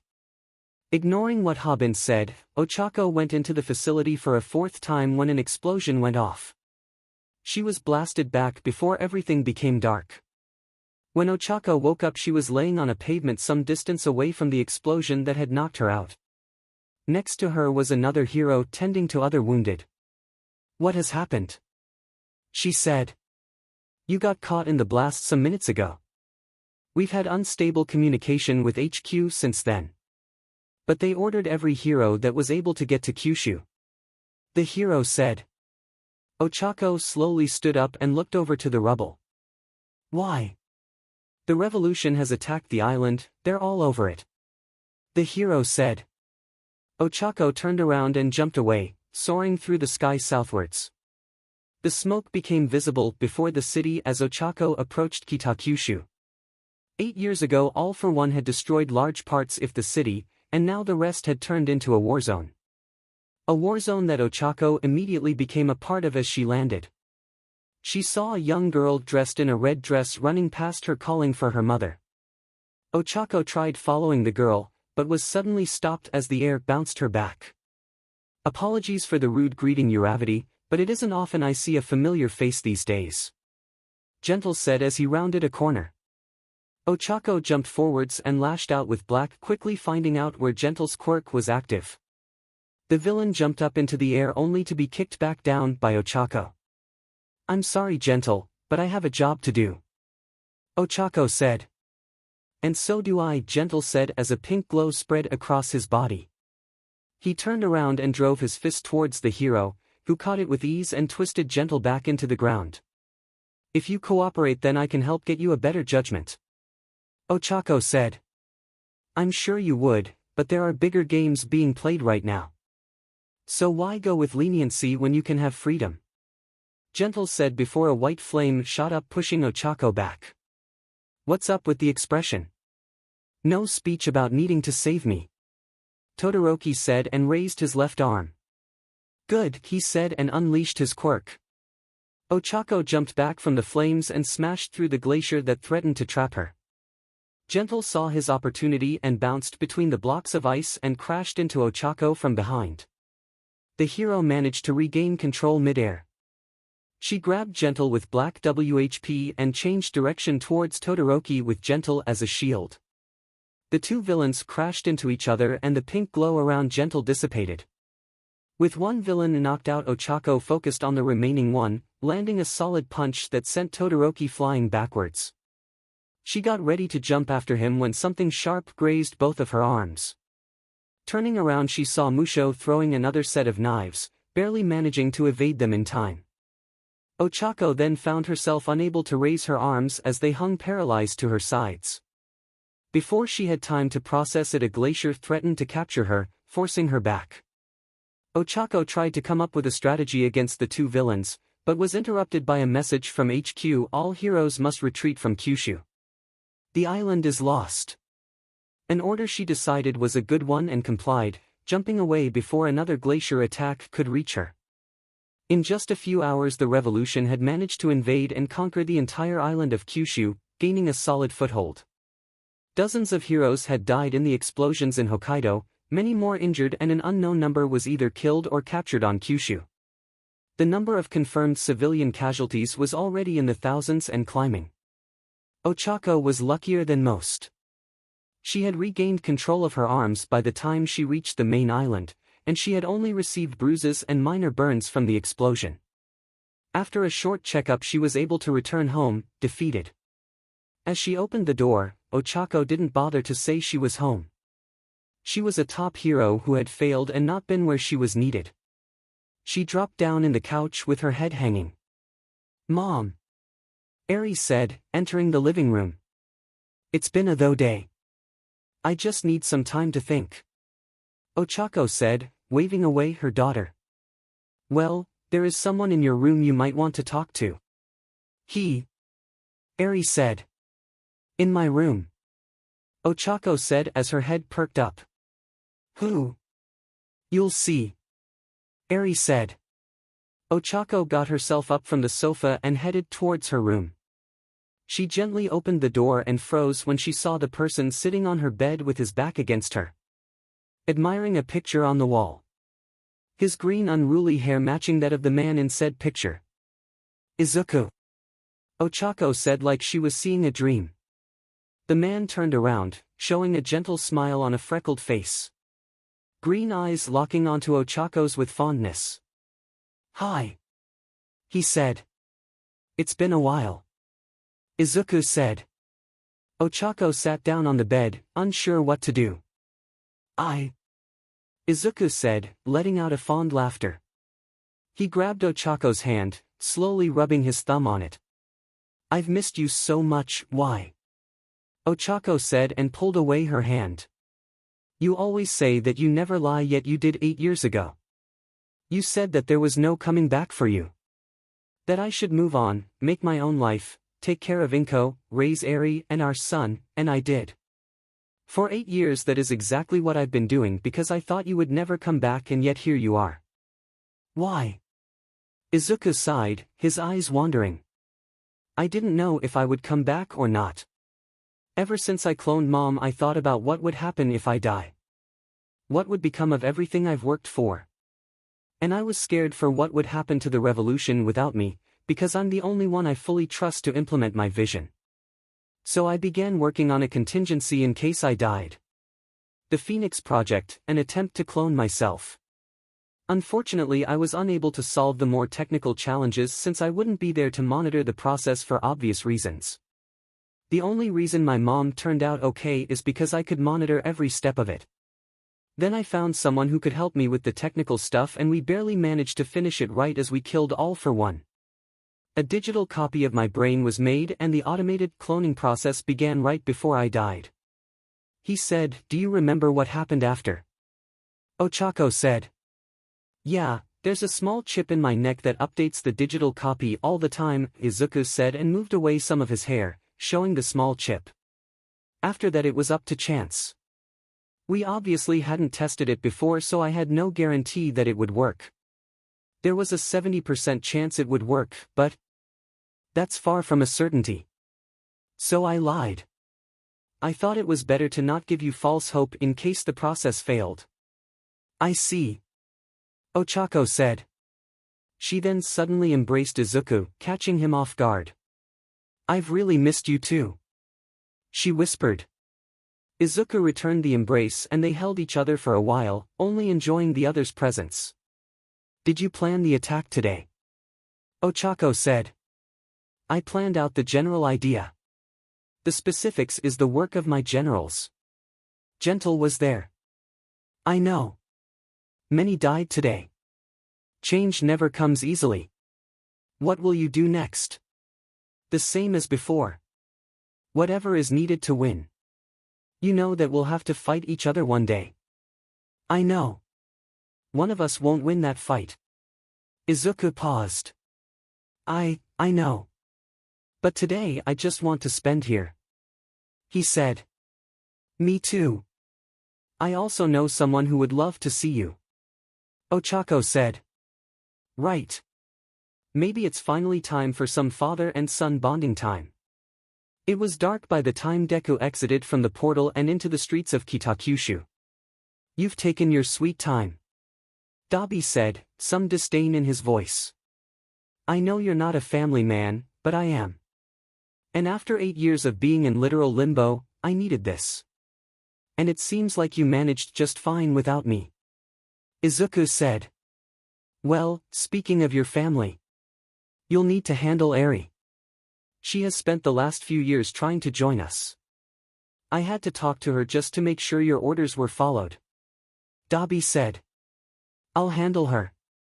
Now tell me how successful the Minami offensive has been," Deku said and began walking down the street. "Alright. The fake plans leaked to 𝗧𝗏𝗏 worked like a charm.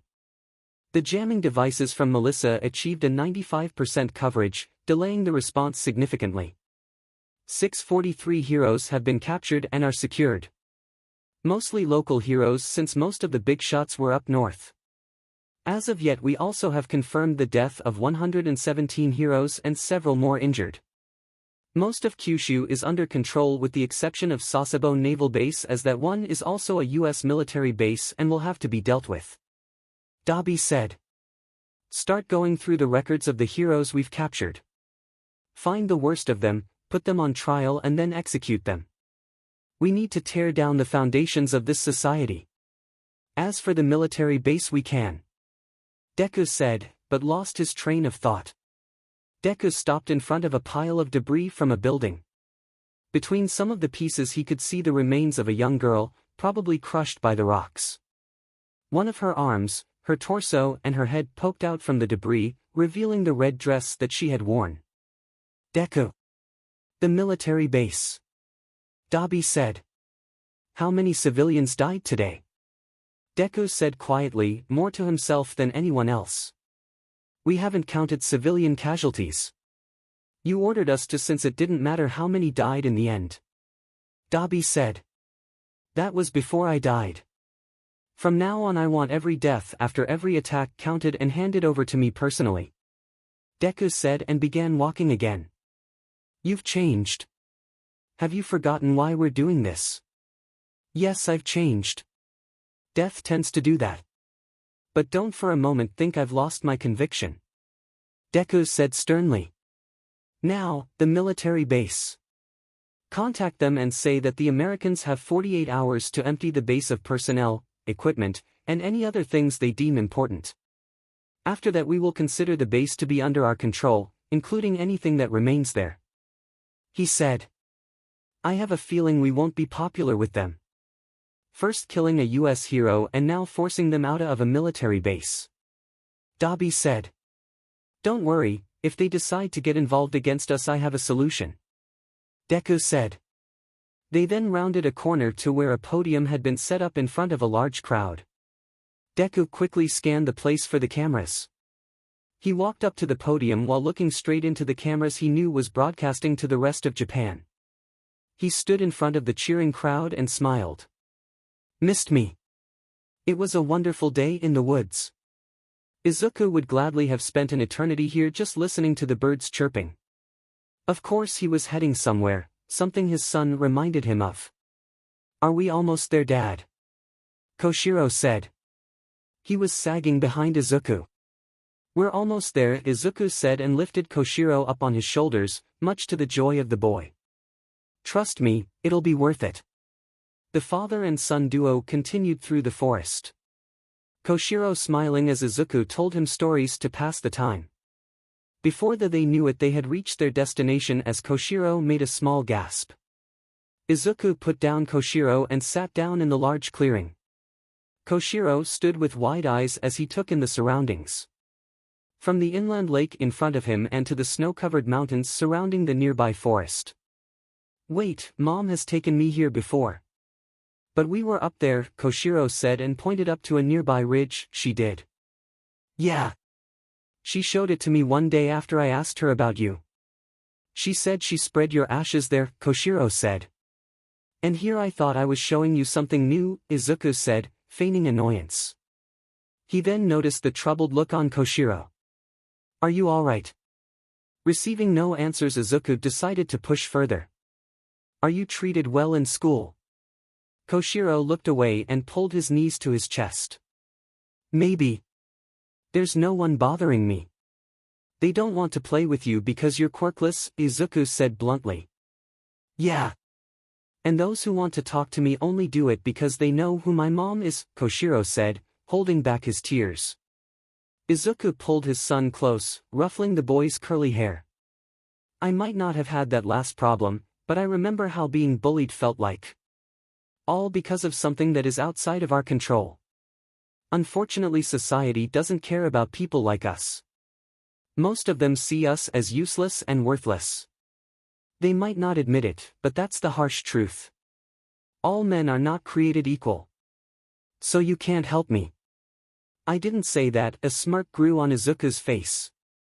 I have some influence after all. You aren't going to kill them, are you? Koshiro said, suddenly very worried.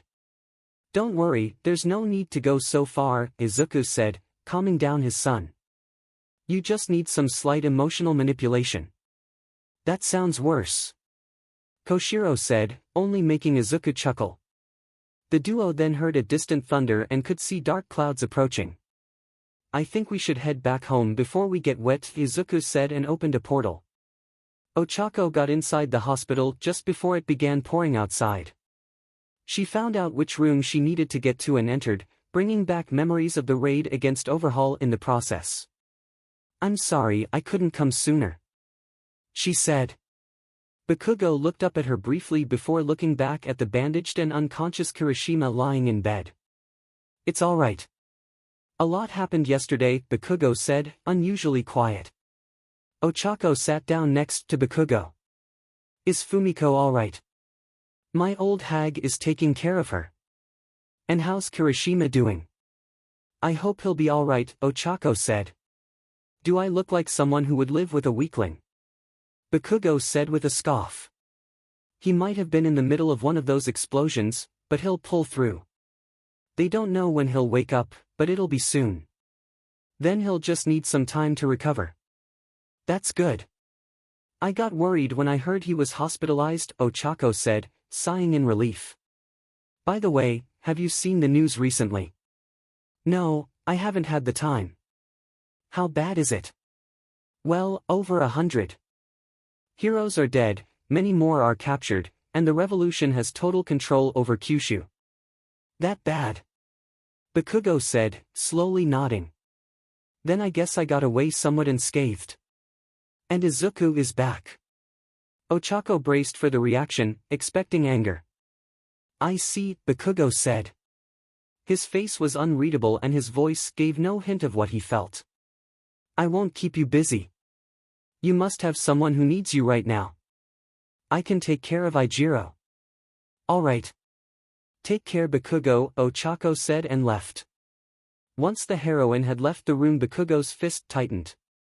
His face hardened and his eyes became watery. When Eri came home, she found a familiar sight. Her father sitting on the couch watching the same old pre-Quirk movies he had shown her once. Except he was now showing them to her brother. Trying to convince him that movies were better before Quirks. I see. Hey, don't think I didn't see some of the movies I gave you in your room, Izuku said. Well, some of them were good, Eri said and walked over to the couch. What do you think, Koshiro? I'm just happy seeing movies where quirks aren't everywhere, Koshiro said. Told you so. Everyone loves old movies, Izuku said with a small chuckle. Dad, is it alright if I talk to you about something? Eri asked. When the movie is finished, Izuku said, his smile dropping. Koshiro, why don't you go to your room for a while?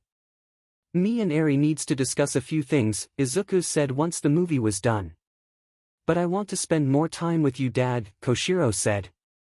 If you go to your room right now, then I'll give you 5 pre-Quirk movies, Izuku said.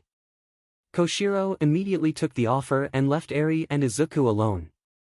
I want to join your revolution, Eri said. Izuku sighed. Eri, I made a promise to Dash to keep me safe. I know, Eri said, cutting off Izuku again. But I'm old enough now, I can take care of myself. I can control my quirk now. You don't even have to put me in any fights, I could just heal the wounded. Maybe you could even use your natural quirk and have me rewind you afterwards. I can dash, can you bring back the dead? Izuku said with a dark tone. Eri fell silent. When I promised to keep you safe, that meant both physically and up here, Izuku said, tapping his head. Now, I haven't always managed to keep that promise as well as I would like, but if I were to let you join the Phoenix Revolution, I would forever break that promise. How? I just want to help you like you helped me. Eri, Izuku said, reluctant to continue. I think it's time for me to confess something to you that you weren't old enough to understand before. I'm not a good person, he said. Eri tried to protest, but was quickly silenced by Izuku. I've had a lot of time to think for the last 8 years, despite technically being dead. And I've realized that no matter how noble my intentions are, it won't change the morality of my actions. I've done more inhuman experiments than I can count, and I've committed enough war crimes to make the Geneva Convention look like a checklist. Eri looked at her father stunned. She had never heard him being this regretful for his actions before. I wouldn't have done things differently. If the option is between letting people suffer under society as it is, or to become a dictator to stop it, I will choose the latter. Even if that means I have to carry the burden of my actions. If you joined the revolution, you would have to do the same, Izuku said, his lips trembling. Can you do that, Eri? Can you live with yourself knowing you've helped killing tens of, or even hundreds of thousands of people? Innocents, people with jobs, friends, loved ones, children, parents, and families. Can you live every day knowing you killed them all? No, Eri said quietly. Exactly. Because you are a good person, Eri, Izuku said and embraced her, trying to hide his tears. A better person than I can ever become. How do you live with it? Eri asked. Well, someone has to take that burden if things are to change. As for how I deal with it on a day-to-day basis, well. Izuku pulled out a sheet of paper and looked over it. I write apology letters to those I've killed. It helps, even if I'm the only one who ever reads them, he said and put the letter back into his pocket.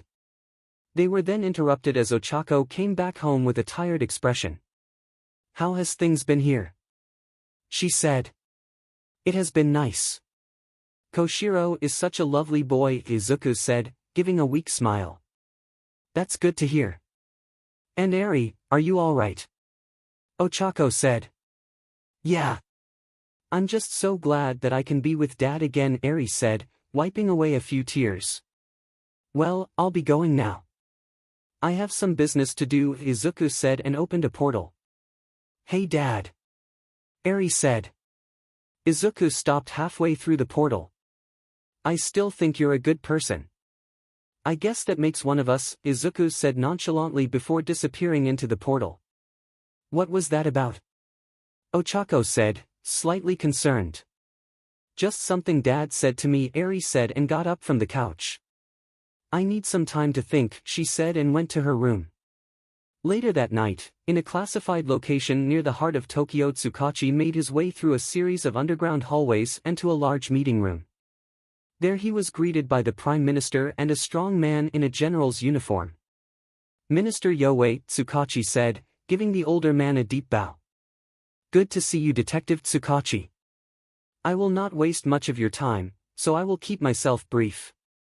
Given the recent escalation with the Phoenix Revolution, the National Diet has voted to use the self-defense forces to combat this threat. And my cabinet has decided to put General Zenkaku here in charge of this effort. So from now on you'll answer to him, the Prime Minister said. I look forwards to working with you, Detective. I hope there is some information you've gathered that is still useful, the General said. I haven't been doing nothing for the last few years, General 𝗧𝗍𝗁 said, already feeling uneasy around the man. If that's the case, I want all the information you have regarding the Phoenix Revolution handed to me within the next few days. After that you'll be leading the intelligence efforts into finding out where future attacks will take place and where we might make attacks of our own. Understood, 𝗧𝗍𝗁 said, sending the General a harsh look. Anything else? No, you're dismissed, Zenkaku said and waved away the detective. Deku smirked as he walked up on a large podium and looked over the waiting crowd. I don't know about you, but I've waited a long time for this, Deku said. The crowd cheered. For as long as this revolution has existed, there has been one goal of incredible importance. And it is about time that it is realized. Because for as long as heroes have existed, they have enjoyed one major privilege. They get to be above the law. They neglect their duty, a new toy is sold. They harm someone while fighting a villain, the story is covered up. They end up killing an innocent civilian, don't worry, there is a new name and house ready for them. Deku gave a dark look to the crowd. Our enemies will deny this. They will tell us to mind our own business and move along. After all, it has worked so far. I say no more, because it is about time heroes too face justice the same way everyone else does, Deku said as a pole began rising up from the podium. And we'll start here. Deku pointed towards the pole, now fully raised. A woman was tied to the pole, her face covered by her hair. The woman looked up with a glare as Deku approached her. This is 𝗬𝗪𝗔𝗂𝘁𝗵, also known as the hero Persephone. Yesterday she was convicted in our hero trials on several charges. The most severe of them being conspiring with corporation to commit insurance fraud. On 4 occasions she has deliberately fought in staged villain fights with the goal of destroying insured buildings so that the owners would get their money. One of these fights led to the death of 2 civilians. The only consequences she faced then was a slap on the wrist and a change of locations. But now it's time for true justice to be served, Deku said and leaned in close to the hero. Any last words? Go to hell, the hero said. Don't worry about that. I'm already going there, Deku said quietly before facing the crowd again. Let justice be served. A pillar of fire rose from under the hero and engulfed her, and the crowd roared. A short-lived scream came from the fire before it dissipated, leaving behind a pile of ash. After a few more words, Deku finished his speech. He stepped down from the podium and was joined by 𝗵𝘃𝗧𝗏. That speech was great, 𝗵𝘃𝗧 said with a smile. And, not to be the bringer of bad news, but I just received some news from our base. Someone has detonated a bunch of explosives at Yokosuka Naval Base. Apparently they ended up sinking an U.S. aircraft carrier. Was it one of ours? Deku said, stopping dead in his tracks. Not that I'm aware of, 𝗵𝘃𝗧𝗏 said. Well, whoever did it will be in a world of trouble. Where were you when the explosions happened? 𝗧𝗵𝗲 said, using the best English he could. The soldier in front of him scratched his head. Well, it was a regular day. I was just doing some maintenance work on the USS Theodore Roosevelt. I was servicing some of the planes when the first explosion went off at the base. Then they started going off on the ship as well, and I guess one of them blew me into the water. I don't remember much more after that, the bandaged soldier said. Do you see any way this could have happened or who might have done so? Someone suspicious? 𝗧𝗵𝗲 said, nothing unusual. More Japanese soldiers recently because of that revolution you're dealing with, but nothing suspicious. The only way someone could have gotten in here is if they already were working here. And even then the regular patrols would have found at least one explosive, especially something with that strength, the soldier said. How about quirks? Could a teleportation quirk or transportation quirk make something like this possible? Maybe some of it would be feasible with quirks, but not this many explosives. Especially not on the aircraft carrier. Any unauthorized quirk usage there would trigger lockdown protocols. Not even the most ridiculous teleportation quirks would be useful then. Alright, thank you for your time. We'll do our best to find those responsible, 𝗧𝗵𝗲 said and left the medical tent. This doesn't make any sense, he said quietly. Detective 𝗧𝗵𝗲. I thought I would find you here, 𝗧𝗵𝗃𝗃 said, interrupting 𝗧𝗵𝗲's thoughts. I just needed to figure out if this event was tied to the revolution. Though I'm pretty sure I can rule that out, 𝗧𝗵𝗃𝗃 said. And why is that? Partly because a link hasn't presented itself yet and we know they love showing what they can do.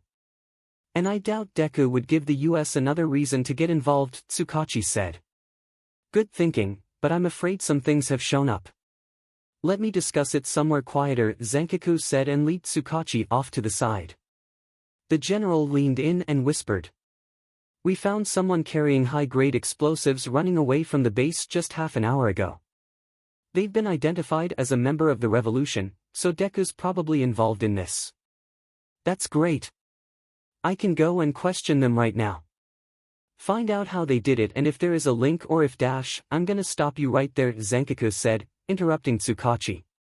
You don't have the clearance level to work on this case. You aren't even supposed to know what I just told you yet, so this conversation stays between us. I could just ask questions about non-classified material, 𝗧𝗵𝗃𝗃 said. Listen, detective, 𝗧𝗵𝗃𝗃 said and grabbed 𝗧𝗵𝗃𝗃's shoulder. You might be used to the police force where the power structure is less rigid, but you're in the army now. You give orders to those below you and follow orders from those above. Right now you're in the latter category. I order you to focus your efforts on preventing future attacks and find potential landing sites for when we reconquer Kyushu, 𝗧𝗵𝗃𝗃 said and let go of 𝗧𝗵𝗃𝗃 and walked away. You're dismissed, detective. A tense atmosphere filled the revolution's meeting room. The generals looked nervously at Deku as he paced back and forth muttering under his breath. He let out a sigh. Alright, just so that we're all on the same page here, Deku said and slammed his hands into the table. No one here ordered, planned for, or as much as entertained the thought of attacking Yokosuka Naval Base. Green lightning crackled dangerously around him. No. None that we're aware of, 𝗳𝗍𝗶 said, afraid to meet Deku's look. Good, great. Then I guess everything is alright and we have nothing to worry about, right? Deku said, letting out a laugh. The green lighting suddenly intensified as he grabbed his chair and hurled it into the wall. Except that every piece of media is showing that idiot of a general claiming to have captured one of ours near the naval base. Deku slammed his hands back into the table, creating large cracks. And now the largest military in the world wants to kill us all. The others sat silently as Deku walked around them rambling, occasionally punching the wall, or letting off an explosion. Eventually he calmed down and sighed. Sorry about that, he said. What are we going to do then? We don't have any contingencies for this, Todoroki said. We have to improvise, Deku said and scratched his head. First things first, we must establish defensive lines across the current front line and prepare for a potential landings on Kyushu. Use everything we have, equipment and quirks. Meanwhile, I'll see if we can get some material help from some of the US's opponents. I also want to have a full search through our ranks. If 𝗧𝗵𝗃 really has captured one of our followers, I want to know who it is. Then we'll have to find a way to get Americans out of this conflict. And if we don't, 𝗵𝘃𝗧𝗍 said, then Contingency 1 Alpha will be enacted, Deku said. What's Contingency 1 Alpha? 𝗤𝗏𝗧𝗏 said. The darkest thing Deku has ever come up with, 𝗬𝗍 said, sending a glare towards Deku. But what does it do? Just hope that I never give that order, Deku said, his gaze fixed to the ground. We still need to get the Americans out of Japan, and they don't tend to leave conflicts unless they win it, or if staying threatens someone's re-election, 𝗵𝗃𝗏 said. I have an idea, but it'll take some time to set it up. So we need something to buy us more time, Deku said and mumbled a bit before looking up. We've angered one giant already, why don't we bring another one into the mix? Oh no, I don't want anything to do with that monster. It nearly killed me last time, 𝗵𝘃𝗧𝗏 said. Last time? Deku said. We encountered him once while trying to find a location for a new base in the mountains. We barely got away, 𝗬𝗍𝗶 said. He wasn't exactly passive either just because his MSTR was dead, Todoroki said. I'm not expecting him to be passive. If anything, he is more dangerous without all for 1 inch, Deku said. Wait, who are we talking about? 𝗤𝗏𝗧𝗏 said. 𝗤𝗍𝗪𝗍𝗂, all for one's most powerful servant. And soon he'll be my newest experiment, Deku said with a smirk. Spinner gulped. Welp, we're dead. It was late at night as 𝗧𝗏𝗪𝗏 kept looking over the little information he had. There was no way he would follow 𝗧𝗵𝗃's orders. He looked at the phone in his hand once more and sighed. I can't believe I'm this desperate, he said and pressed call. After a few seconds, someone replied. Hello 𝗧𝗏𝗪𝗏, I wasn't expecting you to call me, Deku said. Me neither. But it has been a weird few days now and I need some answers about them, 𝗧𝗏𝗪𝗏 said. If you're wondering about the explosions at the naval base, then all I can say is that I didn't do it. Neither has anyone else in the revolution that I'm aware of. Maybe a rogue member. 𝗧𝗏𝗪𝗏 said and scribbled down some notes. We're checking for that, but nothing unusual has showed itself yet. If you could tell me who they captured, it could speed up the process, Deku said. I can't do that, the entire investigation is classified. I would be fired or imprisoned if they knew I was looking into this, then why are you doing it? From where I stand, you won't gain anything from proving my innocence in this event. If anything, it would be better for you to stay silent since the US is getting involved now, Deku said. 𝗧𝗏𝗪𝗏 looked at a picture on the desk and sighed. It was of him and Toshinori. Because the truth matters to me. I can't simply turn away just because it would suit me. So despite you wanting to kill my friend, I still want the truth to be known, 𝗧𝗏𝗪𝗏 said. Deku chuckled. You know 𝗧𝗏𝗪𝗏, you really are one of the good ones. You follow your ideals and I can't blame you for that. I hope you survive this, the world needs good people, he said. 𝗧𝗏𝗪𝗏 could hear the rustling of paper in the background. I'll help you find out who is really behind the attack. You'll get what information I have soon and then you can go and reveal 𝗧𝗵𝗃 for the lying piece of shit he is, Deku said. That sounds good. Hopefully we'll get something out of it, 𝗧𝗏𝗪𝗏 said and hung up the phone and said. How did I end up working with a villain, again?